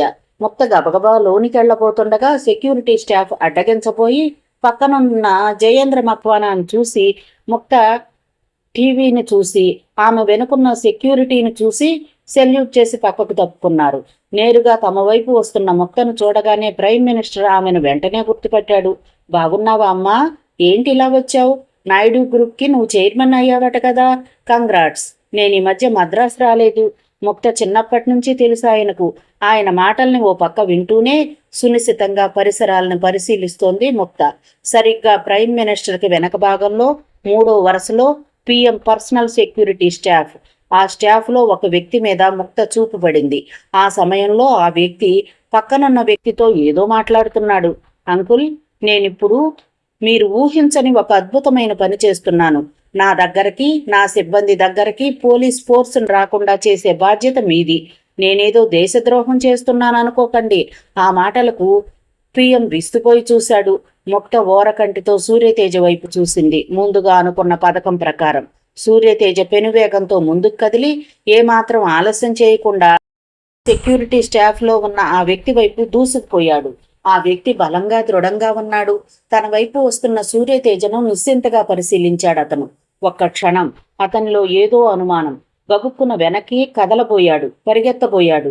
అదే అదునుగా సూర్యతేజ రివాల్వర్ తీసి పరిగెత్తడానికి సిద్ధంగా ఉన్న ఆ వ్యక్తి కాలి మీద కాల్చాడు. ఆ వ్యక్తి తన రైఫిల్ను అందుకోబోగా అతని చేతుల మీద బలంగా తన్ని జుట్టు పట్టుకుని గబగబా ముందుకు ఈడ్చుకొచ్చాడు. అంతా 2 నిమిషాల్లో జరిగిపోయింది. పిఎం ఆతృతగా ముక్తవైపు చూశాడు, ఏమీ అర్థం కాక. ఇది చూడండి, మీకే తెలుస్తుంది. తన జేబులోంచి తీసిన ఫోటోను చూపించాడు జయేంద్ర మక్వానా. జయేంద్ర మక్వానా చెప్తున్నది వింటున్న పిఎం విస్తుపోయాడు. స్పెషల్ ఇన్వెస్టిగేషన్ రూమ్లో తలదించుకుని కూర్చున్నాడు Agarwal. Delhi south zone DGP స్థాయి నుంచి పిఎం సెక్యూరిటీ స్థాయికి అతి త్వరగా ఎదిగిన Agarwal ex home minister Harikrishna నాయుడును మర్డర్ చేసిన హంతకుడు పోలీస్ డిపార్ట్మెంట్లోనే ఉండటం ఇట్స్ టూ పిటీ. చెప్పండి, మిస్టర్ నాయుడును మీరే స్వయంగా ఎందుకు మర్డర్ చేశారు చెప్పండి. టేప్ రికార్డర్ ఆన్ అయింది. స్పెషల్ టీంకు చెందిన పోలీస్ ఆఫీసర్ అగర్వాల్ చెప్పిన దాన్ని నోట్ చేసుకోవడానికి సిద్ధంగా ఉన్నాడు. ఇన్వెస్టిగేషన్ రూమ్కి ఆనుకుని ఏసీ రూమ్లో ముక్త, సూర్యతేజలు, ఆ పక్కన జయేంద్ర మక్వానా, ఇతర అధికారులు ఉన్నారు. నా పేరు ఆనంద్ అగర్వాల్. పోలీస్ డిపార్ట్మెంట్లో క్రింది స్థాయి నుంచి పైకొచ్చిన వ్యక్తిని. ఇదే ఢిల్లీలో నేను ఒక అమ్మాయిని ప్రేమించాను. ఆ అమ్మాయిని నేను పెళ్లి చేసుకోకపోయినా కలిసి కాపురం చేశాం. మాకు బాబు పుట్టాడు. ఆమె పేరు అంశుమతి. అప్పటికే అంశుమతి హరికృష్ణ నాయుడు ఢిల్లీ ఆఫీసులో స్టెనోగా పనిచేస్తూ ఉండేది. అంశుమతిలోని సిన్సియారిటీని చూసిన హరికృష్ణ నాయుడు ఆమెకు పిఏగా ప్రమోషన్ ఇచ్చాడు. దాంతో మద్రాసులోని హెడ్ ఆఫీస్కు వెళ్లిపోయింది అంశుమతి. ఆ పరిస్థితుల్లో బాబును ఊటీలో చేర్పించాను. అందంగా అమాయకంగా కనిపించే అంశుమతికి మొదటి నుంచి డబ్బు పిచ్చి ఎక్కువ. ఎప్పటికైనా కోటీశ్వరరాలు కావాలని ఆమె కోరిక, అత్యాశ ఎక్కువ. ఆమె కోసం నేను తరచూ మద్రాసు వెళుతూ ఉండేవాడిని. అలాంటి సమయంలో ఒకరోజు అంశుమతి ఇంటిలో ఒక వ్యక్తిని చూశాను. ఆమెకు ఆ వ్యక్తికి జరుగుతున్న సంభాషణ విన్నాను. హరికృష్ణ నాయుడు ఆఫీసులో, ముఖ్యంగా గ్రేస్ గార్డెన్ ప్రాజెక్టులో ఎప్పుడు ఏ రకమైన డెవలప్మెంట్ జరిగినా తనకి ఇన్ఫార్మ్ చెయ్యమని, అందుకు ప్రతి నెల 10,000 రూపాయలు ముట్ట చెప్తానని ఆ వ్యక్తి చెప్పాడు. అందుకు ఆనందంగా ఒప్పుకుంది అంశుమతి. అతను వెళ్లిపోయిన వెంటనే ఆ విషయాన్ని ప్రస్తావించింది నాతో. నమ్మక ద్రోహం ఎప్పటికైనా నాశనం చేస్తుందని, హరికృష్ణ నాయుడు లాంటి వ్యక్తిని మోసం చేయటం ప్రాణాంతకమేనని చెప్పాను. నాకు డబ్బు కావాలి, డబ్బు కోసం నేనేమైనా చేస్తాను. నా అభిప్రాయాలతో నువ్వు ఏకీభవిస్తేనే ఎప్పటికైనా మనం పెళ్లి చేసుకునేది. లేదా అక్రమాలు చేసో అన్యాయాలు చేసో నువ్వు డబ్బు సంపాదించు, లక్షలు కాదు కోట్లు సంపాదించు, నేను నీ మాట వింటాను, నీతో పాటు ఢిల్లీ వచ్చి ఉంటాను అంది నిర్దాక్షిణ్యంగా అంశుమతి. లక్షలు కోట్లు అన్యాయంగా సంపాదించే మనస్తత్వం కాదు నాది. కానీ నేను అంశుమతిని వదులుకోలేను. ఎప్పటికైనా అంశుమతి మారకపోతుందా అనే ఉద్దేశంతో, ఆమె ఉద్దేశాలతో ఏకీభవించినట్లుగా నటించడం నేర్చుకున్నాను. ఒక్క క్షణం ఆగాడు అగర్వాల్. ఆ రోజు ఆమెతో మాట్లాడిన ఆ వ్యక్తి ఎవరు? ఆఫీసర్ ఆనంద్ అగర్వాల్ని అడిగాడు. చెప్తాను, ఏ విషయాన్ని దాచే ఉద్దేశం నాకు లేదు. ఒకసారి నేను అంశుమతిని కలవడానికి మద్రాసు వెళ్ళాను. హరికృష్ణ నాయుడుకు తన మీద అనుమానం వచ్చిందని, గుట్టు బయటపడకముందే అక్కడి నుంచి తప్పుకోవటం మంచిదని చెప్పింది అంశుమతి. ఏదో ఒక ఉద్యోగం చూస్తాను, ఢిల్లీ వచ్చేయమని చెప్పాను. అదే సమయంలో హరికృష్ణ నాయుడు ఎలక్షన్లలో పోటీ చేస్తున్నారని చెప్పింది అంశుమతి. ఆ రోజుల్లోనే ఒకరోజు ఢిల్లీ వచ్చింది అంశుమతి. నువ్వు నిజంగా నన్ను ప్రేమిస్తే నా కోసం ఓ పని చెయ్యాలని అడిగింది అంశుమతి. ఏంటో చెప్పమన్నాను. నువ్వు ఆ పని చేస్తే నాకు 1 కోటి రూపాయలు రావటమే కాదు, నీకు ప్రమోషన్ కూడా వస్తుంది. ఆ పని నువ్వు చేస్తే ఆ మరుక్షణం మనిద్దరం పెళ్లి చేసుకుందామంది. ఆ విషయం చెప్పమన్నాను. హరికృష్ణ నాయుడిని నువ్వు మర్డర్ చెయ్యాలి అంది. ఆ మాట వినగానే షాక్ తిన్నాను. నువ్వు ఏ విధంగానూ హరికృష్ణ నాయుడుతో సంబంధం లేని వ్యక్తివి, పైగా హై పొజిషన్లో ఉన్న పోలీస్ ఆఫీసర్వి. నిన్నెవరూ అనుమానించరు. మర్డర్ కూల్గా కామ్గా జరిగిపోయే ప్లాన్ వాళ్లే ఇస్తారు. నువ్వు చెయ్యాల్సిందల్లా ఆపరేషన్ మాత్రమే. ఒక్క బుల్లెట్ దెబ్బకి 1 కోటి రూపాయలు. గుర్తుంచుకో. డబ్బు కోసం పడే బాధంతా వదిలిపోతుంది. నా కోసం చెయ్యవా ప్లీజ్ అని బతిమలాడింది. అంశుమతి కోరిక తీర్చడానికి ఒప్పుకున్నాను. ఆ మర్నాడు ఒక వ్యక్తి నన్ను కలిశాడు. అడ్వాన్స్గా 25 లక్షలు ఇచ్చాడు. పని పూర్తయిన వెంటనే అన్నాడు. హరికృష్ణ నాయుడు మర్డర్ ఆపరేషన్లో తాను కూడా నాతో రహస్యంగా కంపెనీ అవుతానని, ఎక్కడైనా ఏదైనా అనుకోని అవాంతరం వస్తే తన బలగం నన్ను రక్షించడానికి సిద్ధంగా ఉంటుందని భరోసా ఇచ్చాడు. ఆ మర్నాడే కేంద్ర మంత్రివర్గం ప్రమాణ స్వీకారోత్సవం నాడు ఉదయం నుంచి హరికృష్ణ నాయుడు మూమెంట్స్ని గమనిస్తూనే ఉన్నాను. సమయం కోసం చూస్తూనే ఉన్నాను. అనుకోకుండా ఆయన్ని హోంమంత్రిగా అనౌన్స్ చేశారు. అది హరికృష్ణ నాయుడికి తెలియదు. వెంటనే ఆయన ఉన్న హోటల్కి వెళ్ళి ఆ విషయం చెప్పాను. ఆయన చాలా సంతోషించారు. అదే రోజు ఆయన ప్యాలెస్ ఆన్ వీల్స్ రాజస్థాన్కి వెళ్తున్నారని తెలుసుకున్నాను. సరిగ్గా ఆయన బయలుదేరే సమయానికి వెళ్ళారు. తాను హోమ్ మినిస్టర్ అయిన విషయాన్ని ముందుగా ఆయనకు తెలియచేసింది నేనన్న అభిమానంతో నన్ను తనతో తీసుకెళ్లారు. అలా తీసుకెళ్లాలని అదంతా చేశాను. అయితే ఎంతో అభిమానంగా తనతో నన్ను తీసుకెళ్లినప్పుడు నన్ను ఎవరు అనుమానిస్తారు? ఎవ్వరూ అనుమానించలేదు. అందరూ మందు మత్తులోకి వెళ్లేదాకా వెయిట్ చేశాను. హరికృష్ణమనాయుడు తన పర్సనల్ సెలూన్లోకి వెళ్లి నిద్రకు ఉపక్రమించే వరకు ఆగాను. ఆ తర్వాత వెళ్లి జాగ్రత్తగా ఏ ఆధారాలు దొరకకుండా చూసుకుంటూ ఆయన్ని కాల్చాను. నాతో ఆ పని చేయించిన వ్యక్తి అప్పుడు నా పక్కనే ఉన్నాడు. తన కసి నెరవేరిందని అతను నవ్వుకున్నాడు. ఇది కేవలం నేను డబ్బు కోసం ఆశపడి చెయ్యలేదు. అంశుమతిని పిచ్చిగా ప్రేమించిన నేను ఆమెను వదులుకోలేకే చేశాను. ఆ తర్వాత మిగతా 25 లక్షలు ఇచ్చేశాడు. నేను అంశుమతి కొన్నాళ్ల పాటు సింగపూర్లో ఉన్నాను. తిరిగి వచ్చాక నేను డ్యూటీలో జాయిన్ అయ్యాను. అదే సమయంలో హరికృష్ణమనాయుడు మర్డర్ కేసును సిబిఐకి అప్పగించారు. సిబిఐ అన్ని రకాలుగా పరిశోధనలు చేస్తోంది. ఆ పరిస్థితుల్లో ఇద్దరం ఒకచోట ఉండటం మంచిది కాదని అంశుమతి బొంబాయి వెళ్ళిపోయింది. ఎవరికి అనుమానం రాకుండా టీచర్గా నటించింది. ఆ సమయంలో నాయుడు గ్రూప్కు చెందిన ముక్తానంద పిఏ మేష అంశుమతిని కలవడానికి వచ్చిందని తెలిసింది. మేషం చూడగానే భయపడిపోయిన అంశుమతి ఫ్లాట్ని ఖాళీ చేసేసి ఢిల్లీ వచ్చేసింది. ఇద్దరం తర్జన భర్జనలు పడ్డాం. తాను గోవాలో ఉంటే ఎవరూ రారని అనుకున్నాం. గోవా వెళ్ళిపోయింది అంశుమతి. ముక్తానందకు అంశుమతి విషయం ఎలా తెలిసిందని ఒక రోజంతా ఆలోచించాను. ఒకసారి మేమిద్దరం మద్రాసులో ఫోటో తీయించుకున్నాం. ఆ ఫోటో నెగిటివ్ని స్టూడియో వాడి దగ్గరే మర్చిపోయాం. ఆ విషయం జ్ఞాపకం రాగానే వెంటనే మద్రాసు పరిగెత్తాను. కానీ అనుకున్నదొకటి అయిందొకటి. ఆ స్టూడియోకి నేను వెళ్ళడానికి గంట ముందు ముక్త వచ్చి వెళ్ళిందని తెలిసింది. ఆదరా బాదరా ఆ న్యూస్ చెప్పడానికి గోవా వచ్చాను. ఆ ఫోటోలో అంశుమతి పక్కన ఉన్నది నేనే. ముక్తకు అంశుమతి దొరికిపోతే అసలు విషయం బయటకు రావడం సులభం. అప్పటికే ముక్త గోవా వచ్చేసింది. హోటల్ మేనేజర్ ఫోన్ చేసి అంశుమతి కజిన్ కళ్యాణి మద్రాసు నుంచి వచ్చిందని చెప్పగానే అలర్ట్ అయ్యాను. ఆ సమయంలో నన్ను నేను రక్షించుకోవడం తప్ప వేరే దారి లేదు. ఆ సమయంలో అంశుమతి మీద నాకున్న ప్రేమతో ఆమె పట్ల జాలి పడదలుచుకోలేదు. నాకు నేను ముఖ్యం, నా హోదా ముఖ్యం. అందుకే అప్పటికే బాగా తాగి స్పృహ తప్పి ఉన్న అంశుమతిని చంపేసి ఢిల్లీ వచ్చేశాను. నెమ్మదిగా జరిగినదంతా చెప్పాడు ఆనంద్ అగర్వాల్. హరికృష్ణమనాయుడిని చంపమన్న వ్యక్తి ఎవరు? అడిగాడు ఆఫీసర్. ఉమాకాంత్. ఉమాకాంత్? ఆ పేరు ఎప్పుడు విన్నట్టుగా లేదు. ముక్తకు ఆశ్చర్యంగా పక్కనున్న సూర్యతేజ వైపు చూసింది. ఎవరా ఉమాకాంత్? ఎక్కడుంటాడు? ఉమాకాంత్ హరికృష్ణమనాయుడు బావమరిదవుతాడట, నెమ్మదిగా చెప్పాడు ఆనంద్ అగర్వాల్. అలాంటి పేరు ఎక్కడా విన్నట్టుగా లేదు. ఎవరమ్మా ఉమాకాంత్? నీకు తెలుసా? పక్కనే కూర్చున్న ముక్తని అడిగాడు ఇంట్రాగేట్ చేస్తున్న ఆఫీసర్. నాకు తెలీదు, అయోమయంగా చూస్తూ చెప్పింది ముక్త. ఆయన ఎక్కడుంటారు? అడిగాడు ఆఫీసర్. హైదరాబాద్లో ఉంటాడని విన్నాను. మిగతా వివరాలు నాకు తెలియదు, చెప్పాడు అగర్వాల్. ఇంట్రాగేషన్ పూర్తయింది. ముక్త, సూర్యతేజ బయలుదేరారు. మేడం, ఆ పిలుపు వినపడిన దిశగా చూసింది ముక్త. అది అగర్వాల్ పిలుపు. అతని వైపు నడిచింది. మేడం, ఆ మర్డర్కి క్లూ సంపాదించడం చాలా కష్టం. ఒక పోలీస్ ఆఫీసర్గా అన్ని జాగ్రత్తలు తీసుకున్నాను నేను. మీరు క్లూ ఎలా సంపాదించారు? కొన్ని గంటలుగా అతన్ని వేధిస్తున్న ప్రశ్న అది. You are a genius police officer. అందుకే చాలా క్లవర్గా మర్డర్ ప్లాన్ చేశారు. బట్ లేటెస్ట్ ఫోరెన్సిక్ టెక్నాలజీని మీరు ఊహించలేదు. క్లూ చూపించమంటారా?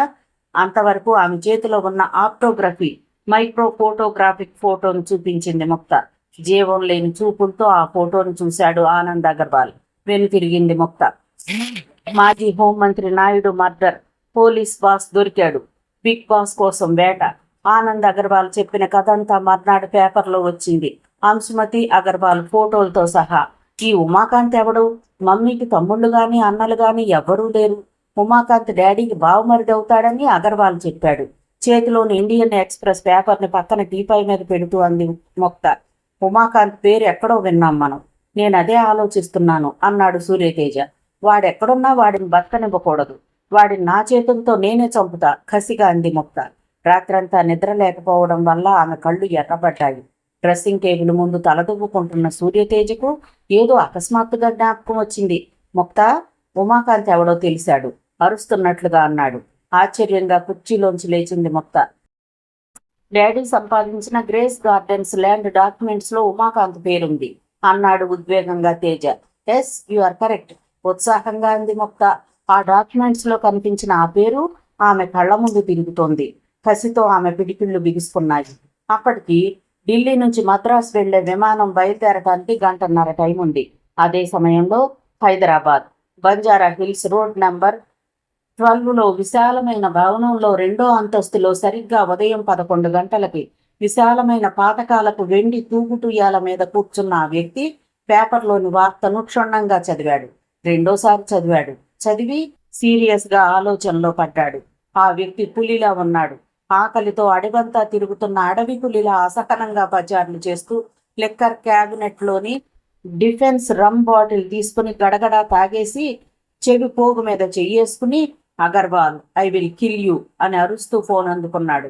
2, 3, 5 నిమిషాలు. ఎవరికి ఫోన్ చేస్తున్నాడో ఆ నెంబర్ కలవడం లేదు. విసురుగా ఫోన్ను తీసి గోడకేసి కొట్టాడు.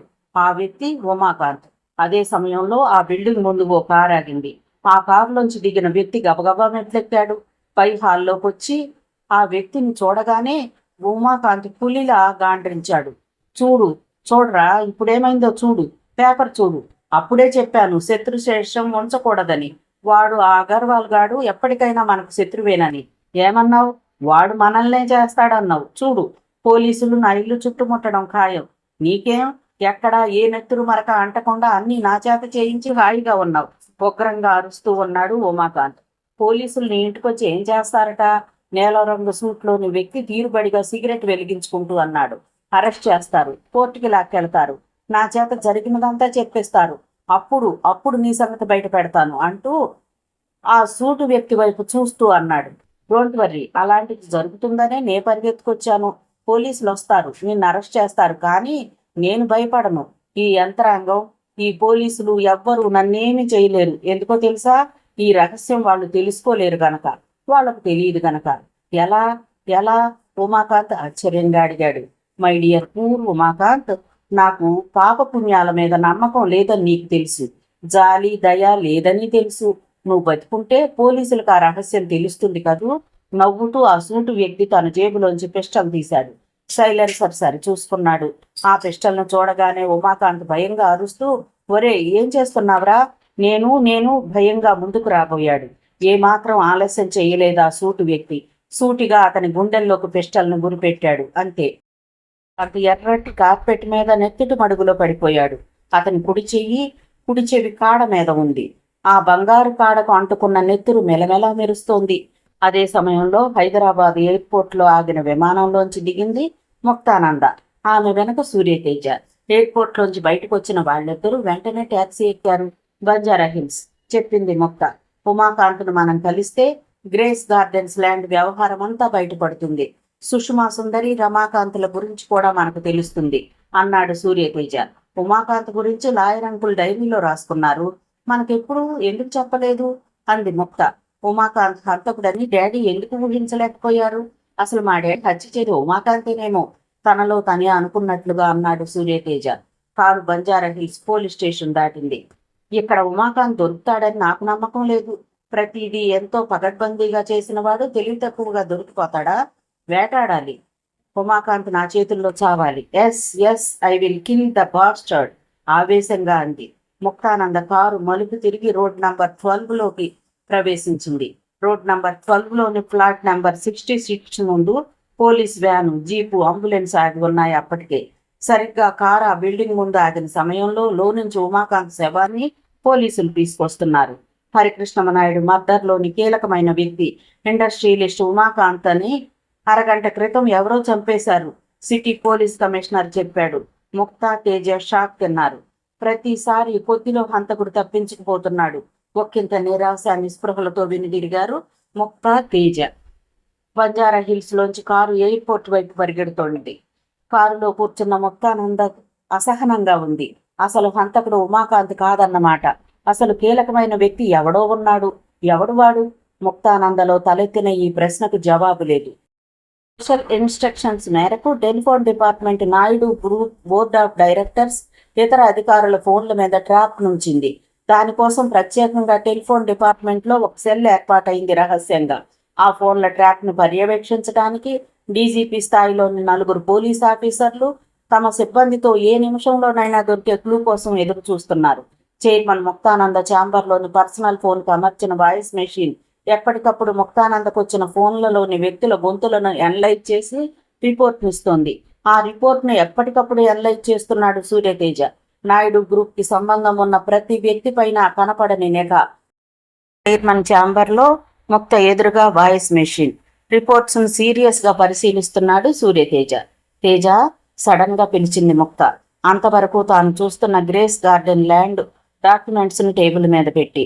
ఒక భయంకరమైన కుట్రకు కారణం గ్రేస్ గార్డెన్స్ ల్యాండ్, అవునా? అవును.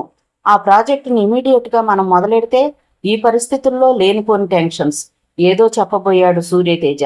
సర్పయాగం చేస్తేనే తప్ప తక్షకుడు బయటకు రాడు. నేను చేసే సర్పయాగం గ్రేస్ గార్డెన్స్ ల్యాండ్లో కమర్షియల్ కాంప్లెక్స్కి శంకుస్థాపన చేయడం, అందుకు ముహూర్తం పెట్టడం. హంతకుడు బయటపడతాడంటావా? బతికుంటే బయటపడతాడు. ముక్త నుంచి వెంటనే నాయుడు కన్స్ట్రక్షన్స్ విభాగానికి చెందిన ఇంపార్టెంట్ అఫీషియల్స్కి ఫోన్లు వెళ్ళాయి. మీటింగ్ జరిగింది. ఆ మీటింగ్ అయిన వెంటనే గ్రూప్లోని మార్కెటింగ్ సెక్షన్లోని అడ్వర్టైజ్మెంట్ ఎగ్జిక్యూటివ్స్తో చర్చించింది ముక్త. గ్రేస్ గార్డెన్స్ ల్యాండ్లో నిర్మించే కమర్షియల్ కాంప్లెక్స్కి శంకుస్థాపన జరగాలి. Tamil Nadu chief minister chief guest. Full page సైజ్కి యాడ్స్ ప్లాన్ చేయండి. లెఫ్ట్ సైడ్ డాడీ ఫోటో రావాలి చెప్పింది ముక్త. రాత్రికి రాత్రి యాడ్స్ తయారైపోయాయి. రాత్రి 10 గంటల సమయానికి తమిళనాడులోని అన్ని దినపత్రికల కార్యాలయాలకు ఆ యాడ్స్ వెళ్ళిపోయాయి. మర్నాడు ఉదయం శంకుస్థాపనకు సంబంధించిన యాడ్స్ అన్ని డైలీల్లో వచ్చేశాయి. సరిగ్గా ఉదయం 11 గంటలు.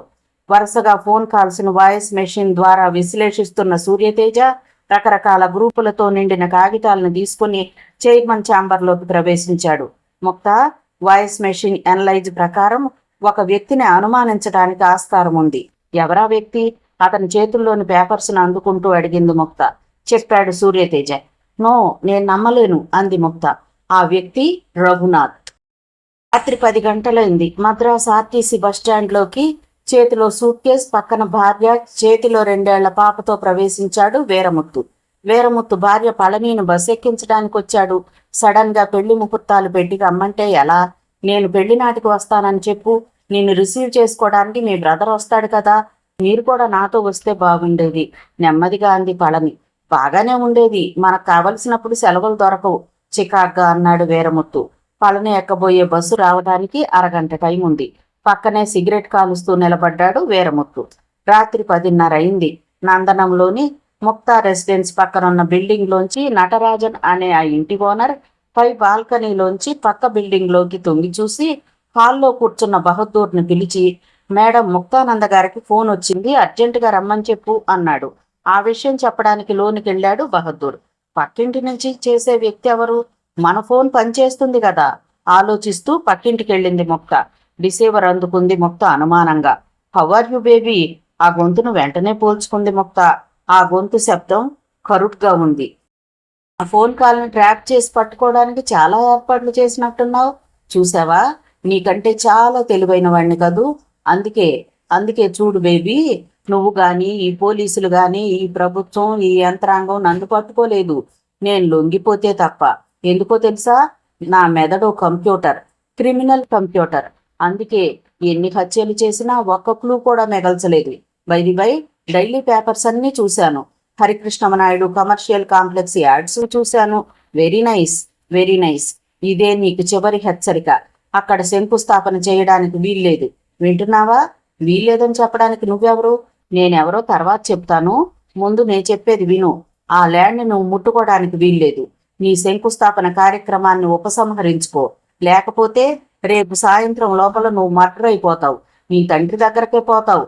నువ్వెంత సెక్యూరిటీ మధ్య ఉన్నా నిన్ను నేనే స్వయంగా మర్డర్ చేస్తాను. సడన్గా ఫోన్ పెట్టేశాడు అవతలి వ్యక్తి. ఎందుకో అర్థం కాలేదు ముక్తకు. మళ్ళీ ఫోన్ చేస్తాడేమోనని 15 గంటల సేపు ఎదురు చూసింది. ఫోన్ రాలేదు. బస్టాండ్ పబ్లిక్ ఫోన్ బూత్లోంచి ముక్తకు ఫోన్ చేస్తున్న ఆ వ్యక్తి, నువ్వెంత సెక్యూరిటీ మధ్య ఉన్నా నిన్ను నేను స్వయంగా మర్డర్ ఆ వాక్యం పూర్తి చెయ్యబోయి 10 అడుగుల దూరంలో భార్య పక్కన నిల్చున్న వీరముత్తును చూడగానే టక్కును ఫోన్ పెట్టేశాడు. ఆ సమయంలో వీరముత్తు సిగరెట్ తాగుతూ రోడ్డు మించి వస్తున్న బస్సులను చూస్తున్నాడు. వీరముత్తును చూడగానే పోల్చుకున్న ఆ వ్యక్తి అతనికి కనపడకుండా ఉండేందుకు గ్లాస్ డోర్ తెరిచి బయటకు వచ్చి మెయిన్ గేట్ వైపు వెళుతున్న సమయంలో ఎందుకో తటాలను తల తిప్పిన వీరముత్తు దృష్టి ఆ వ్యక్తి మీద పడింది. గబుక్కున చేతిలోని సిగరెట్ను పారేసి ముందుకెళ్ళాడు. అవును, ఆ వ్యక్తిని తాను బాగా చూశాడు. ఆ వ్యక్తిని తాను ఎక్కడ చూశాడో గుర్తు రాగానే అతనికి సూర్యతేజ గుర్తుకొచ్చాడు. మరేమాత్రం ఆలస్యం చేయలేదు. పరుగు పరుగున బయటకొచ్చాడు. మెయిన్ గేట్లోంచి బయటకు వచ్చిన ఆ వ్యక్తి బస్టాండ్ దాటి రోడ్డు మీదకొచ్చి అటు ఇటు చూసి ఆటోని పిలిచి ఎక్కాడు. ఆ ఆటో ముందుకు దూసుకుపోతోంది. వీరముత్తు బస్టాండ్లోని తన స్కూటర్ను తీసుకుని ఆటోని అనుసరించాడు.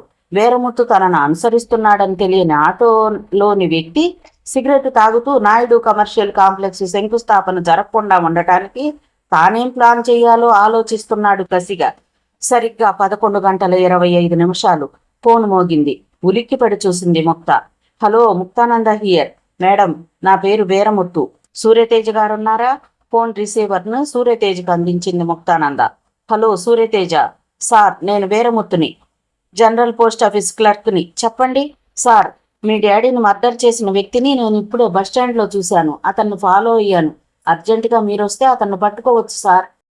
ఇప్పుడు ఎక్కడున్నావు? ఆతృతగా అడిగాడు సూర్యతేజ. చెప్పాడు వీరముత్తు. రాత్రి 12:30 కేకే నగర్ ఎక్స్టెన్షన్ ఏరియాలోని గ్రే కలర్ బిల్డింగ్ మసక వెలుతురులో మెరుస్తోంది. ఆ బిల్డింగ్కి 1/2 కిలోమీటర్ దూరంలో ఆగిన జీబుల్లోంచి దిగిన పోలీసులు నెమ్మదిగా నడుస్తున్నారు. వారి ముందు ముక్తానంద, సూర్యతేజ. పక్కనే 2 ఎస్పీలు. పోలీసులు బిల్డింగ్ను చుట్టుముట్టేశారు. నిశ్శబ్దంగా మెయిన్ గేట్ దగ్గరున్న వాచ్మెన్ పోలీస్ అధికారులను చూడగానే మరేమాత్రం మాట్లాడకుండా తలుపులు తెరిచాడు. ముక్తానంద, సూర్యతేజ పరుగులాంటి నడకతో ముందుకు నడుస్తున్నారు. చప్పుడుకి వెంటనే తలుపులు తీసిన పని మనిషి బెత్తరపోయి నిలబడిపోయింది. ముక్త, సూర్యతేజ నెమ్మదిగా మేడమెట్లెక్కుతున్నారు. రాత్రి 12:35. ముక్త, తేజ, వీరముత్తు, ఒక ఎస్పీ, ఒక సిఐ, 4 కానిస్టేబుల్స్ ఒకేసారి హాలు తలుపులను తోసి లోపలకు ప్రవేశించి అక్కడ కనిపించిన దృశ్యాన్ని చూసి షాక్ తిన్నారు. హాల్లో సోఫాలో కూర్చుని మాట్లాడుకుంటున్న 2 వ్యక్తులు అచ్చం ఒకలాగే ఉన్నారు. ఎత్తు, లావు, రంగు, ఫీచర్స్ అన్నీ ఐడెంటికల్. ఆ 2 వేళ్లను చూసి బాంబు మీద కాలేసినట్లు ఉలిక్కి పడ్డారు. వాళ్లకు క్షణం ఏం జరిగిందో అర్థం కాలేదు. ఒక వ్యక్తి మరో వ్యక్తి వైపు చూశాడు. పోలీసులు అక్కడికి ఎలా వచ్చారు అన్నట్లు. రెండో వ్యక్తి వీరముత్తును చూపించాడు. పిడికిళ్లతో నుదుటిని కొట్టుకున్నాడు మొదటి వ్యక్తి. వెల్కమ్ మిస్ ముక్తానంద, నేనే. ఆ మాటలను విని ఆ మనిషిని చూసి అగ్నిపర్వతం మీద కాలేసినట్లయిపోయింది ముక్త. మీరా? నువ్వా? క్రోధం ఆమె కళ్లల్లో బుసకొట్టింది. నమ్మలేకపోతున్నావా? చేసిన ప్రతి పనికి ఒక్క ఆధారం కూడా లేకుండా చేశాను నేను. మొట్టమొదటిసారిగా అగర్వాల్ విషయంలో తప్పు చేశాను. రెండోసారి మీ పక్కనున్న వ్యక్తి విషయంలో మా తమ్ముడు తప్పు చేశాడు. మా తమ్ముడు నాలాగే ఉండటంతో నేను దొరికిపోవలసి వచ్చింది అన్నాడు ఆ వ్యక్తి. సూర్యతేజ పిస్టల్ గురిపెట్టాడు ఆ వ్యక్తి వైపు. మిస్టర్ సూర్యతేజ, నువ్వు ఆ పిస్టల్ని అలా గురిపెట్టాల్సిన పనేం లేదు. అంటే నేను పారిపోవాలనుకుంటే ఆ పని ఎప్పుడో చేసేవాడిని. ఎందుకు చేయలేదో తెలుసా? నా మటుకు నేను పోలీసులకు దొరికిపోవాలని నిర్ణయించుకున్నాను. ఇన్స్పెక్టర్, అరెస్ట్ మీ. ఎదురుగా నిల్చున్న పోలీస్ ఆఫీసర్ వైపు చూస్తూ అన్నాడు ఆ వ్యక్తి. మర్నాడు ఉదయం 10 గంటలైంది. కోర్టు హాలు కిక్కిరిసిపోయి ఉంది. బోన్లో ఆ వ్యక్తి నిలబడి ఉన్నాడు. రెండో వ్యక్తి 2 పోలీసుల మధ్య నిలబడి ఉన్నాడు. పక్కనే ఉన్న రఘునాథ్ కూడా అరెస్ట్ అయి కోర్టుకు తీసుకురాబడ్డాడు. చెప్పండి, హరికృష్ణమనాయుడు గారిని మర్డర్ చేయించింది మీరేనా? ఏలుమలై, సూర్యసాగర్, ఉమాకాంత్, పిపి వరుసగా ప్రశ్నలు వేస్తున్నాడు. అన్నీ చేయించింది, కొన్ని చేసింది నేనే. ఏమాత్రం భయం లేకుండా చెప్పాడు ఆ వ్యక్తి. ఎందుకు చేశారు ఈ పని? చనిపోయిన హరికృష్ణమనాయుడు మీద కక్షతో. నిన్న రాత్రి నా తమ్ముణ్ణి ఆ పోస్టల్ క్లర్క్ చూడకపోతే ఇవాళ ముక్తానందను కూడా హత్య చేసి ఉండేవాణ్ణి. ఎందుకు? అన్నీ తెలిసిన మీరు ఇన్ని హత్యలు ఎందుకు ప్లాన్ చేశారు? అడిగాడు పబ్లిక్ ప్రాసిక్యూటర్. కక్ష, షీర్ వెంజెన్స్. హరికృష్ణమనాయుడు మీద కక్ష. ఎందుకు ఆయన మీద మీకు కక్ష? మాకు దక్కాల్సిన మా తాతగారి ఆస్తిని మా చెల్లెలు హరికృష్ణమనాయుడికి దారదత్తం చేసింది కాబట్టి. మనసులోని కసిని మాటల్లోకి మారుస్తున్నాడు ఆ వ్యక్తి. ఎవరు మీ చెల్లెలు? ఆ జవాబు కోసం కోర్టు హాల్ అంతా ఎదురు చూస్తోంది. సుషుమా సుందరి. అసలేం జరిగిందో చెప్పండి, జడ్జి ఆదేశించాడు. చెప్పడం ప్రారంభించాడు ఆ వ్యక్తి. హరికృష్ణమనాయుడికి అప్పటికి భార్య చనిపోయింది. నాయుడు కన్స్ట్రక్షన్స్ ప్రారంభించిన కొత్త రోజులు. ఆయన మద్రాసు సిటీలో మంచి బిల్డర్గా పేరు తెచ్చుకుంటున్నాడు. ఆ సమయంలో అతని దృష్టి గ్రేస్ గార్డెన్స్ ల్యాండ్ మీద పడింది. అక్కడ ఆసియాలోకెల్లా పెద్ద కమర్షియల్ కాంప్లెక్స్ కట్టాలని ప్లాన్ చేశాడు. మా అన్నదమ్ముల్ని పిలిపించి దాన్ని అమ్మమని అడిగాడు. మేము అమ్మటానికి ఒప్పుకొని 25 లక్షలు క్యాష్ అడ్వాన్స్గా తీసుకున్నాం. నిజానికి ఆ ల్యాండ్ మాది కాదు, మా చెల్లెలు సుష్మా సుందర్ది. మా నలుగురికి మా తాతగారు తలా 1,000 ఎకరాలు ఇచ్చారు. మా నాన్నగారికి మరో 1,000 ఎకరాలు ఇచ్చారు. మా దుర్వ్యసనాల మూలంగా మా ల్యాండ్ని మేము పోగొట్టుకున్నాం. మా చెల్లెలికి పెళ్ళయింది. పెళ్ళైన నెలకే భర్త యాక్సిడెంట్లో పోయాడు. సారీ, అలా పోయేలా మేమే చేశాం. ఎందుకంటే లేట్ చేస్తే మా సిస్టర్కి పిల్లలు పుడతారు. అప్పుడు మా చెల్లెలి పేర ఉన్న ల్యాండ్ ఆమె బిడ్డలకి పోతుంది. కానీ మా చెల్లెలి భర్తని మేమే యాక్సిడెంట్ చేసి చంపేశాం. తన కూతురు విధవరాలు కావటాన్ని మా నాన్నగారు తట్టుకోలేకపోయారు. దాంతో మనోవ్యధతో మంచం పట్టారు. సరిగ్గా ఆ సమయంలోనే మా నాన్నగారికి మా చెల్లెలికి వాళ్ల పేరనున్న 2,000 ఎకరాలని మేము అమ్మబోతున్నట్లు అడ్వాన్స్ తీసుకున్నట్లు తెలిసిపోయింది. ఓ రోజు రాత్రి హరికృష్ణమనాయుడు మహాబలిపురం గెస్ట్ హౌస్లో మకాన్ చేసి ఉండగా మా నాన్నగారు చెల్లెలు సీక్రెట్గా వెళ్ళి ఆయన్ని కలిసి అసలు విషయం చెప్పారు. చెప్పి ఆయన రక్షణ కోరారు. ఆయన మేము మోసం చేసినట్లు గ్రహించి మమ్మల్ని శిక్షించాలి అనుకున్నారు. మేము ఆయనకు ఎదురు తిరిగి మా కుటుంబ విషయాల్లో మీ జోక్యం అనవసరం అన్నాం. దాంతో ఆయన ఒక అడుగు వెనక్కి వేశారు. ఆ రాత్రికి రాత్రే మా నాన్నగారు హరికృష్ణమనాయుడిని కలిసి తన ఆస్తిని తన కూతుర్ని కాపాడమని వేడుకున్నారు. స్వతహాగా మంకువాడు, దయ జాలి ఉన్నవాడైన హరికృష్ణమనాయుడు మేం చేయబోయిన అన్యాయాలను అడ్డుకోవాలి అనుకున్నాడు. నాన్నగారిని చెల్లెల్ని కాపాడాలనుకున్నాడు. ఏ హోదాలో ఆ పని చెయ్యాలో తెలియక ఆగిపోయాడు. అప్పుడే మా నాన్నగారు తన పేర ఉన్న 1,000 ఎకరాలని మా చెల్లెలి పేర జీపీఏ చేశారు. మరికొద్ది రోజులకే మా నాన్నగారు ఆరోగ్యము క్షీణించింది. దాంతో తన కూతురు బ్రతుకు ఏమవుతుందోనన్న దిగులుతో తన కూతుర్ని అంటే మా చెల్లెలు సుష్మా సుందరిని ఆమె ఆస్తిని నాయుడికి అప్పగించి ఆమెకు దారి చూపించమని చనిపోయాడు. మాకు రావలసి ఉన్న ఆస్తి నాయుడు మూలంగా దక్కకుండా పోయిందే అని నాయుడు మీద కేసు పెట్టాం. నాయుడు మా చెల్లెల్ని మోసంతో వశపరుచుకున్నాడని, ఆమె ఆస్తిని మింగేస్తాడని కేసు పెట్టాం. అప్పుడే బాగా ఎదుగుతున్న నాయుడికి అలాంటి అప్రతిష్ట రావడం ఇష్టం లేదు. అలా అని మా చెల్లెల్ని ఒంటరిగా వదిలేయలేని మానవత్వం. ఈలోపు మా చెల్లెలు నాయుడిని ప్రేమించింది, బాగా ఇష్టపడింది. మా చెల్లెలు గొప్ప అందగత్తె. నాయుడు కూడా మా చెల్లెల పట్ల ఇష్టపడుతూనే ఉన్నా పెద్ద మనిషి అయిన నాయుడు బయటపడలేకపోయాడు. తర్వాత ఏమైందో గాని నాయుడు మా చెల్లెల్ని తిరుపతిలో పెళ్లి చేసుకున్నాడు. తర్వాత తెలిసింది మా చెల్లెలే ఆయన సాహచర్యం అండా కోరుకుని పెళ్లి కొప్పించిందని. నాయుడు భార్య అప్పటికే చనిపోయింది గనక ఆ పెళ్లి చట్టబద్ధమే. భార్య ఆస్తి భర్తకు చెందుతుంది. అప్పుడిక మాకు చేయడానికి ఏమీ తోచలేదు. వెళ్ళి నాయుడిని శరణు కోరాను.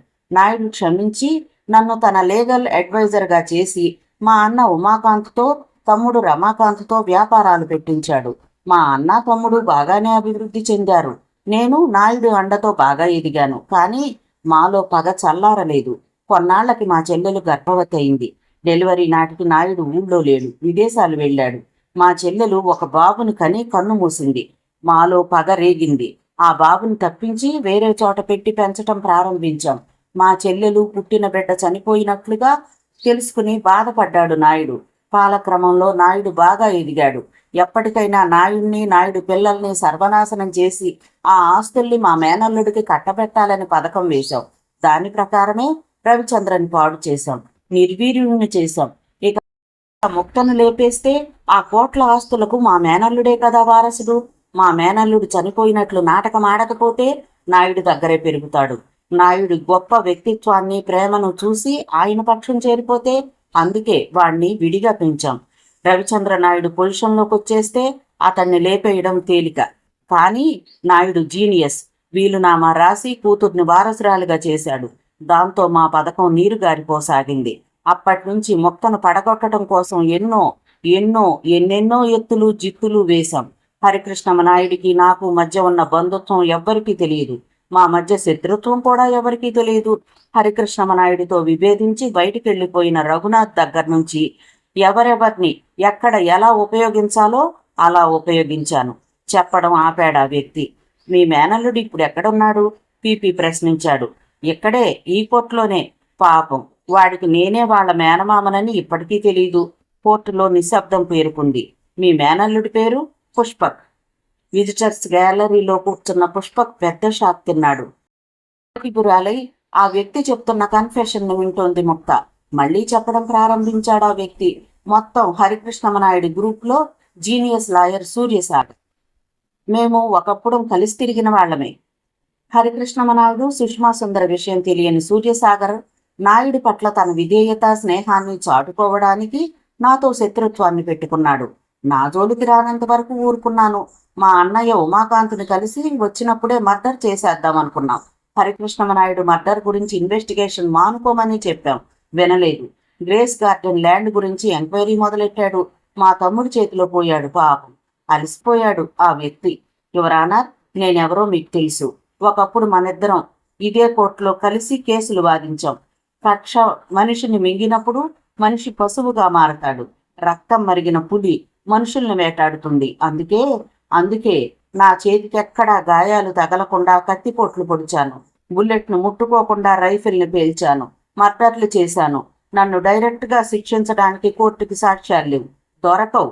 నా మీద అనుమానంతో కేసు ఇలా నెలల తరబడి నడుస్తుంది తప్ప నాకు శిక్ష పడదు. వీరముత్తును చంపేసి ఆకులు కూడా లేకుండా చేసేవాడినే.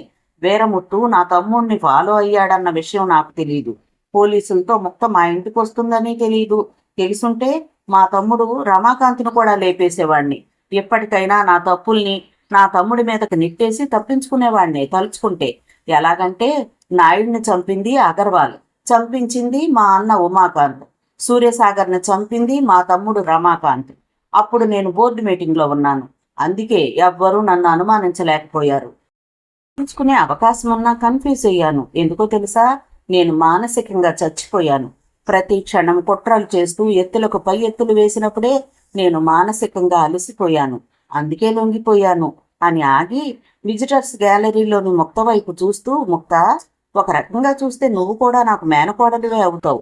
నా తెలివితేటలతో నీతో సరదాగా ఆడుకుంటున్నప్పుడు, నిన్ను విసిగించి నీ మటుకు నువ్వే బయటకు వెళ్లేలా చెయ్యాలని ప్రయత్నించినప్పుడు నా ఎత్తులకు పై ఎత్తులు వేసి చాలా ధైర్యంగా పోరాడావు. Hats off to you baby. ప్రతి టైంలోనూ నువ్వే గెలిచావు. కానీ అంత మాత్రం చేత నేను ఓడిపోయానని నువ్వనుకోకు. నేను గెలవటానికే లొంగిపోయాను. ఎలా గెలుస్తానో తెలుసా? నవ్వాడు ఆ వ్యక్తి. భయంకరంగా నవ్వాడు. ఆ కోర్టు హాలు దద్దరిల్లేలా నవ్వాడు.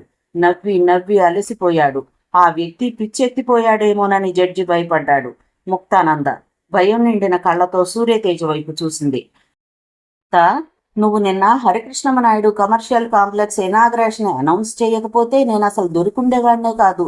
నువ్వు అలా అనౌన్స్ చేయడంతో నిన్ను బెదిరించడానికి నీకు ఫోన్ చేసి రమ్మని మా తమ్ముడిని పంపాను. వాడికి తెలియకుండానే వీరముత్తు దృష్టిలో పడ్డాడు. వీరముత్తు తేజకు చెప్పాడు. తేజ నీతో పోలీసులతో వచ్చాడు. శత్రువు ఎవరో తెలుసుకోవడానికే నువ్వు ఆ పని చేశావని నాకు తెలుసు. ఎస్, శత్రువుని, ప్రధానమైన శత్రువుని నేను మిస్లీడ్ చేయడానికే అప్పుడప్పుడు ఉమాకాంత్ చేత, రఘునాథ్ చేత ఫోన్ చేయించేవాడిని. ఎనీవే ముక్త, విజయం నీదా నాదా? నాదే. Success is mine. ఎలాగో తెలుసా? నా చెల్లెలకు చెందిన ఆ గ్రేస్ గార్డెన్ ల్యాండ్లో నీ తండ్రి జీవితాశయాన్ని నెరవేర్చడం, కమర్షియల్ కాంప్లెక్స్ నిర్మించడం నీ ఆశయం. కానీ నీ ఆశయం నెరవేరదు. ఎందుకంటే దాన్ని నేను శ్మశానంగా మారుస్తున్నాను. శ్మశానంలో నువ్వు కమర్షియల్ కాంప్లెక్స్ నిర్మించలేవు. శ్మశానంగా నేను ఎలా మార్చగలను అనుకుంటున్నావు కదూ? నా కక్ష తీరాలంటే తప్పదు. నీ తండ్రిని జయించాలంటే తప్పదు. కోర్టంతా నిశ్శబ్దంగా ఉంది. ప్రతి ఒక్కరి చూపులు ఆ వ్యక్తి మీదే ఉన్నాయి. ఆ వ్యక్తి అకస్మాత్తుగా తన జేబులోంచి పిస్టల్ తీసి కణతకు గురిపెట్టుకుని కన్ను మూసి తెరిచేలోగా ఎవ్వరూ ఏమాత్రం ఊహించని సంఘటన. పిస్టల్ పేలింది. Damn it, stop it! Judge అరుస్తూ లేచాడు. అప్పటికే బోన్లో నా వ్యక్తి కింద పడిపోయాడు. జడ్జి గబగబా ధర్మాసనం మీద నుంచి లేచి బయటకు వచ్చి బోన్ వైపు పరుగు తీసి, అరవిందరావు గారు, మీలాంటి జీనియస్ ఎలా చేయడం ఏం బాగాలేదు అన్నారాయన ఆందోళనగా. నెత్తురు మడుగులో పడిపోయిన అరవిందరావు తన చుట్టూ మూగిన వ్యక్తుల్లో ఉన్న ముక్తానంద వైపు చూసి, జడ్జి వైపు చూసి, జడ్జి గారు, నేనిప్పుడు చచ్చిపోవలసిన అవసరం లేదు, కానీ చచ్చిపోతున్నాను. ఎందుకో తెలుసా? హరికృష్ణమనాయుడు కమర్షియల్ కాంప్లెక్స్ శంకుస్థాపన జరిగే అదే రోజు నా శవాన్ని నా పిల్లలకు చెందిన గ్రేస్ గార్డెన్స్ ల్యాండ్లో మధ్యన సమాధి చేయించుకోవటం కోసం, దాని మీద నాకు చెందిన ఆస్తితో అనాథ శరణాలయం కట్టించుకోవడం కోసం. ఇది నా ఆఖరి కోరిక. నాకు ఉరిశిక్ష పడే సమయంలో నేను కోరాలనుకున్న కోరిక ఇది. ముందుగా ఎందుకు కోరుతున్నానో తెలుసా? ముక్తానంద ముహూర్తం పెట్టింది కదా, అందుకు నాకు ఉరిశిక్ష పడుతుంది. చట్ట ప్రకారం దానికి చాలా ప్రొసీజర్ ఉంది. ఆ ఫార్మాలిటీస్ పూర్తయి ఉరిశిక్ష పట్టడానికి చాలా కాలం పడుతుంది. అది ఆ సమయానికి నా ఆరోగ్యం బాగుంటే, లేదంటే ఇంకా లేట్ అయిపోతుంది. లోపు ముక్తానంద శంకుస్థాపన చేసేస్తుంది. అందుకే నా ఉరిశిక్షకు ముందు కోరుకోవలసిన చివరి కోరికను ఇప్పుడే కోరుకోవటం కోసం నన్ను నేను కాల్చుకున్నాను. నేను గెలిచాను, నేనే గెలిచాను అంటూ చివరి నవ్వు నవ్వాడు లాయర్ అరవిందరావు. అతని చూపులు ఎదురుగా నిలబడ్డ పుష్పక్ మీదున్నాయి. అతని వైపు చూసి జీవం లేని నవ్వు నవ్వాడు. మరుక్షణం అరవిందరావు కనురెప్పలు మూతలు పడ్డాయి. సమయం సాయంత్రం 5 గంటలు. కోర్టు నుంచి సరాసరి ఆఫీస్కు వచ్చిన ముక్త తన ఛాంబర్లో పచార్లు చేస్తోంది. ఎదురుగా ఉన్న తేజ, రవిచంద్ర, పుష్పక్, మధుకుమార్ టెన్షన్గా ఎదురు చూస్తున్నారు. ఉన్నట్లుండి ముక్త ఆగిపోయింది. అరవిందరావు గెలవటానికి వీల్లేదు అంది ముక్త. ఎలా? జడ్జి గారు అరవిందరావు ఆఖరి కోరిక తీర్చమన్నారు కదా మేడం, మధుకుమార్ అన్నాడు వినయంగా. లేదు, ఎలాగైనా గ్రేస్ గార్డెన్స్ ల్యాండ్లో అరవిందరావు శవం ఖననం కావడానికి వీల్లేదు అన్నాడు తేజ. చేసిన తప్పుల్ని ఎంతో పెద్ద మనసుతో క్షమించిన ముక్తానంద ముందు తలెత్తుకోలేక మౌనంగా తలదించుకుని ఉన్నారు Ravichandra, Pushpak. Indian criminal procedure 1973 ప్రకారం సాయంత్రం 6 తర్వాత ఉదయం 6 లోపు పోస్ట్ మార్టం చేయకూడదు. ఇప్పుడు సాయంత్రం 5 అయింది. మరో గంటలో అరవిందరావు శవం పోస్ట్ మార్టం అయిపోతే శవం గిరేస్ గార్డెన్స్కు వెళ్ళిపోతుంది. సన్సెట్ తర్వాత శవాన్ని పోస్ట్ మార్టం చేయకూడదనే పాయింట్నే మనం అటెట్టుకోవాలి. ఒక్కరు ఇమీడియట్గా గవర్నమెంట్ హాస్పిటల్లో ఉన్న మార్చురీకి వెళ్ళి ఆ పని చూడండి. పోస్ట్ మార్టం చేసే డాక్టర్ పని మీద బయటికి వెళ్ళాలి. అర్థమైందనుకుంటాను అంది ముక్త సూర్యతేజ వైపు చూస్తూ. సూర్యతేజ ఆమె షార్ప్నెస్కి ఆశ్చర్యపోతూ లేచాడు. కొన్ని వేల మందికి అన్నం పెట్టే ఆ ల్యాండ్, కొన్ని కోట్ల డాలర్లను సంపాదించగల ఆ ల్యాండ్ ఒక నేరస్తుడి చివరి కోరిక కోసం శ్మశానంగా మారటం చాలా హీనమైనది. ఒక దేవాలయం వెలవవలసిన చోట ఒక దుర్మార్గుడి శవం ఖననం కావటం, అది శ్మశానంగా మారటం జిగుప్సాకరమైన సంఘటన. మిస్టర్ మధుకుమార్, రేపు ఉదయం 5 గంటలకే ఆ ల్యాండ్లో శంకుస్థాపన జరిగిపోవాలి. 6:100 జరిగి తీరాలి. వెంటనే ఏర్పాట్లు చేయించండి. నేను వెంటనే సీఎంని కలవాలి. శంకుస్థాపన ఆమె చేయాలి. కమాన్ క్విక్ అంది ముక్త. కళ్ల ముందే ఎంతో ఎత్తుకు ఎదిగిపోయిన ముక్తానందను చూసి విభ్రాంతికి గురవుతూ బయటకు వెళ్లిపోయాడు మధుకుమార్. మీ ఇద్దరిలో ఒకరు నాకు అన్న, ఒకరు తమ్ముడు. నాన్నగారి పేరుకు, ఆయన సంపాదించిన సంస్థలకు చెడ్డ పేరు రాకుండా చూసుకుంటానంటే రేపే నేను ఈ పదవిలోంచి దిగిపోతాను. ఆలోచించుకుని రేపు చెప్పండి అంది ముక్త గంభీరంగా. వాళ్ళు ఏదో అనేలోపే ఛాంబర్లోంచి వేగంగా బయటకు వెళ్ళిపోయింది సీఎంను కలిసేందుకు. పోస్ట్ మార్టం చేసే డాక్టర్ కోసం చూసి సన్సెట్ కావడంతో పోలీసు అధికారులు అరవిందరావు శవాన్ని మార్చరీ రూంలో భద్రపరిచి ఇళ్లకు వెళ్లిపోయారు. మరుసటి రోజు ఉదయం 5 గంటలకే సీఎం చేతుల మీదుగా గ్రేస్ గార్డెన్ ల్యాండ్లో శంకుస్థాపన జరిగిపోయింది. ఆ మరుక్షణం నుంచి 2000 మంది వర్కర్స్ సివిల్ వర్క్లోకి దిగిపోయారు. మధుకుమార్ పర్యవేక్షణలో ఆ ల్యాండ్ చుట్టూ పకడ్బందీగా కాపలా ఏర్పాటు చేయబడింది. సరిగ్గా 6 తర్వాత అరవిందరావు శవం పోస్ట్ మార్టం ప్రారంభమైంది గవర్నమెంట్ హాస్పిటల్లో. 7 గంటలకు తన ఛాంబర్లో ఉంది ముక్తానంద. ఎదురుగా రవిచంద్ర, పుష్పక్ తలలు వంచుకుని నిలబడి ఉన్నారు. వారి పక్కనే మేనత్త వసుంధర కూర్చొని ఉంది. విక్రమాదిత్యుడి సింహాసనం ఎక్కడానికి భోజరాజు 32 సాలబంజికలకు సమాధానం చెప్పవలసి వచ్చింది. చెప్పలేక భోజరాజు ఆ సింహాసనాన్ని అలంకారప్రాయంగా ఉంచుకున్నాడు. చేసిన తప్పులకు నీ అన్న, నీ తమ్ముడు సిగ్గుపడుతున్నారు. నీ పదవిలోకి వచ్చే అర్హత తమకు లేదని వీళ్ళు భావిస్తున్నారు. కనుక నువ్వే వీళ్లకు ఏదో ఓ బాధ్యత అప్పగిస్తే బుద్ధిగా చేసుకుపోతారు. నాకు ఒక బాధ్యత మిగిలింది అంది వసుంధర నవ్వుతూ. నీకా? ఏమిటది అడిగింది ముక్త ఆశ్చర్యపోతూ. నా మేనకోడలకి సూర్యతేజకి పెళ్లి చేసే బాధ్యత అంటూ లేచిందామె. ముక్త లోపలే ముసిముసిగా నవ్వుకుంది. మరో అరగంటకు పుష్పకు గ్రేస్ గార్డెన్ ప్రాజెక్టుకి మేనేజింగ్ డైరెక్టర్గా, రవిచంద్ర నాయుడు గ్రూప్ ఆఫ్ కంపెనీస్కి ఎగ్జిక్యూటివ్ డైరెక్టర్గా అపాయింట్ అయ్యారు. మరో ఆర్డర్ ద్వారా వాళ్ళిద్దరూ బోర్డ్ ఆఫ్ డైరెక్టర్స్గా నామినేట్ అయ్యారు. నాకు ఇంత పెద్ద పోస్టు సందేహిస్తూ అన్నాడు పుష్పక్. లేదు తమ్ముడు, ఆ ల్యాండ్ మొత్తం మీ అమ్మగారిది, తాతయ్య గారిది. దానికి నువ్వు ఎండీగా ఉంటేనే నాకు సంతృప్తిగా ఉంటుంది. నా మాట కాదనుకు. నీకెలాంటి ఇబ్బంది వచ్చినా చూసుకునేందుకు నేనున్నాను కదా అంది ముక్త ప్రేమగా. పుష్పక్ ఒక్కసారి ముక్తానంద కాళ్ల మీద పడిపోయాడు. ముక్త ప్రేమగా పుష్పక్ను లేవనెత్తింది. అయితే మా అక్క పెళ్లి జరిగే వరకైనా ఈ బాధ్యత నుంచి నన్ను తప్పించండి చైర్మన్ గారు అన్నాడు పుష్పక్. నవ్వుతూ అంగీకార సూచనగా తలూపింది ముక్త. ప్రతిభ కత్తి లాంటిది, పవర్ కత్తి లాంటిది, ప్రేమ కత్తి లాంటిది, మానవ శక్తి కత్తి లాంటిది. వాటికి రెండు వైపులా పదునుంటుంది. ఒక్కొక్కప్పుడు ఆ పదును మంచుపూల పరిమళాన్ని వర్షిస్తే, మరొకప్పుడు అగ్నిని సృష్టిస్తుంది. మానవ చరిత్ర ఎప్పుడూ శ్రమతోనో వేషంతోనో అంతమయ్యేదే. శుభం. కథ విన్నందుకు ధన్యవాదాలు. ఈ నవల మీకు నచ్చితే ఒక లైక్ చేయండి, షేర్ చేయండి, నా ఛానల్ని సబ్స్క్రైబ్ చేసుకోండి, నన్ను సపోర్ట్ చేయండి. మీరిచ్చే ఒక్క లైక్ నాకు, నా ఛానల్కి ఎంతో సపోర్ట్నిస్తుందండి. మీ యొక్క విలువైన అమూల్యమైన సలహాలను, సూచనలను కామెంట్ రూపంలో తెలియజేయండి. Thank you. ఉంటానండి.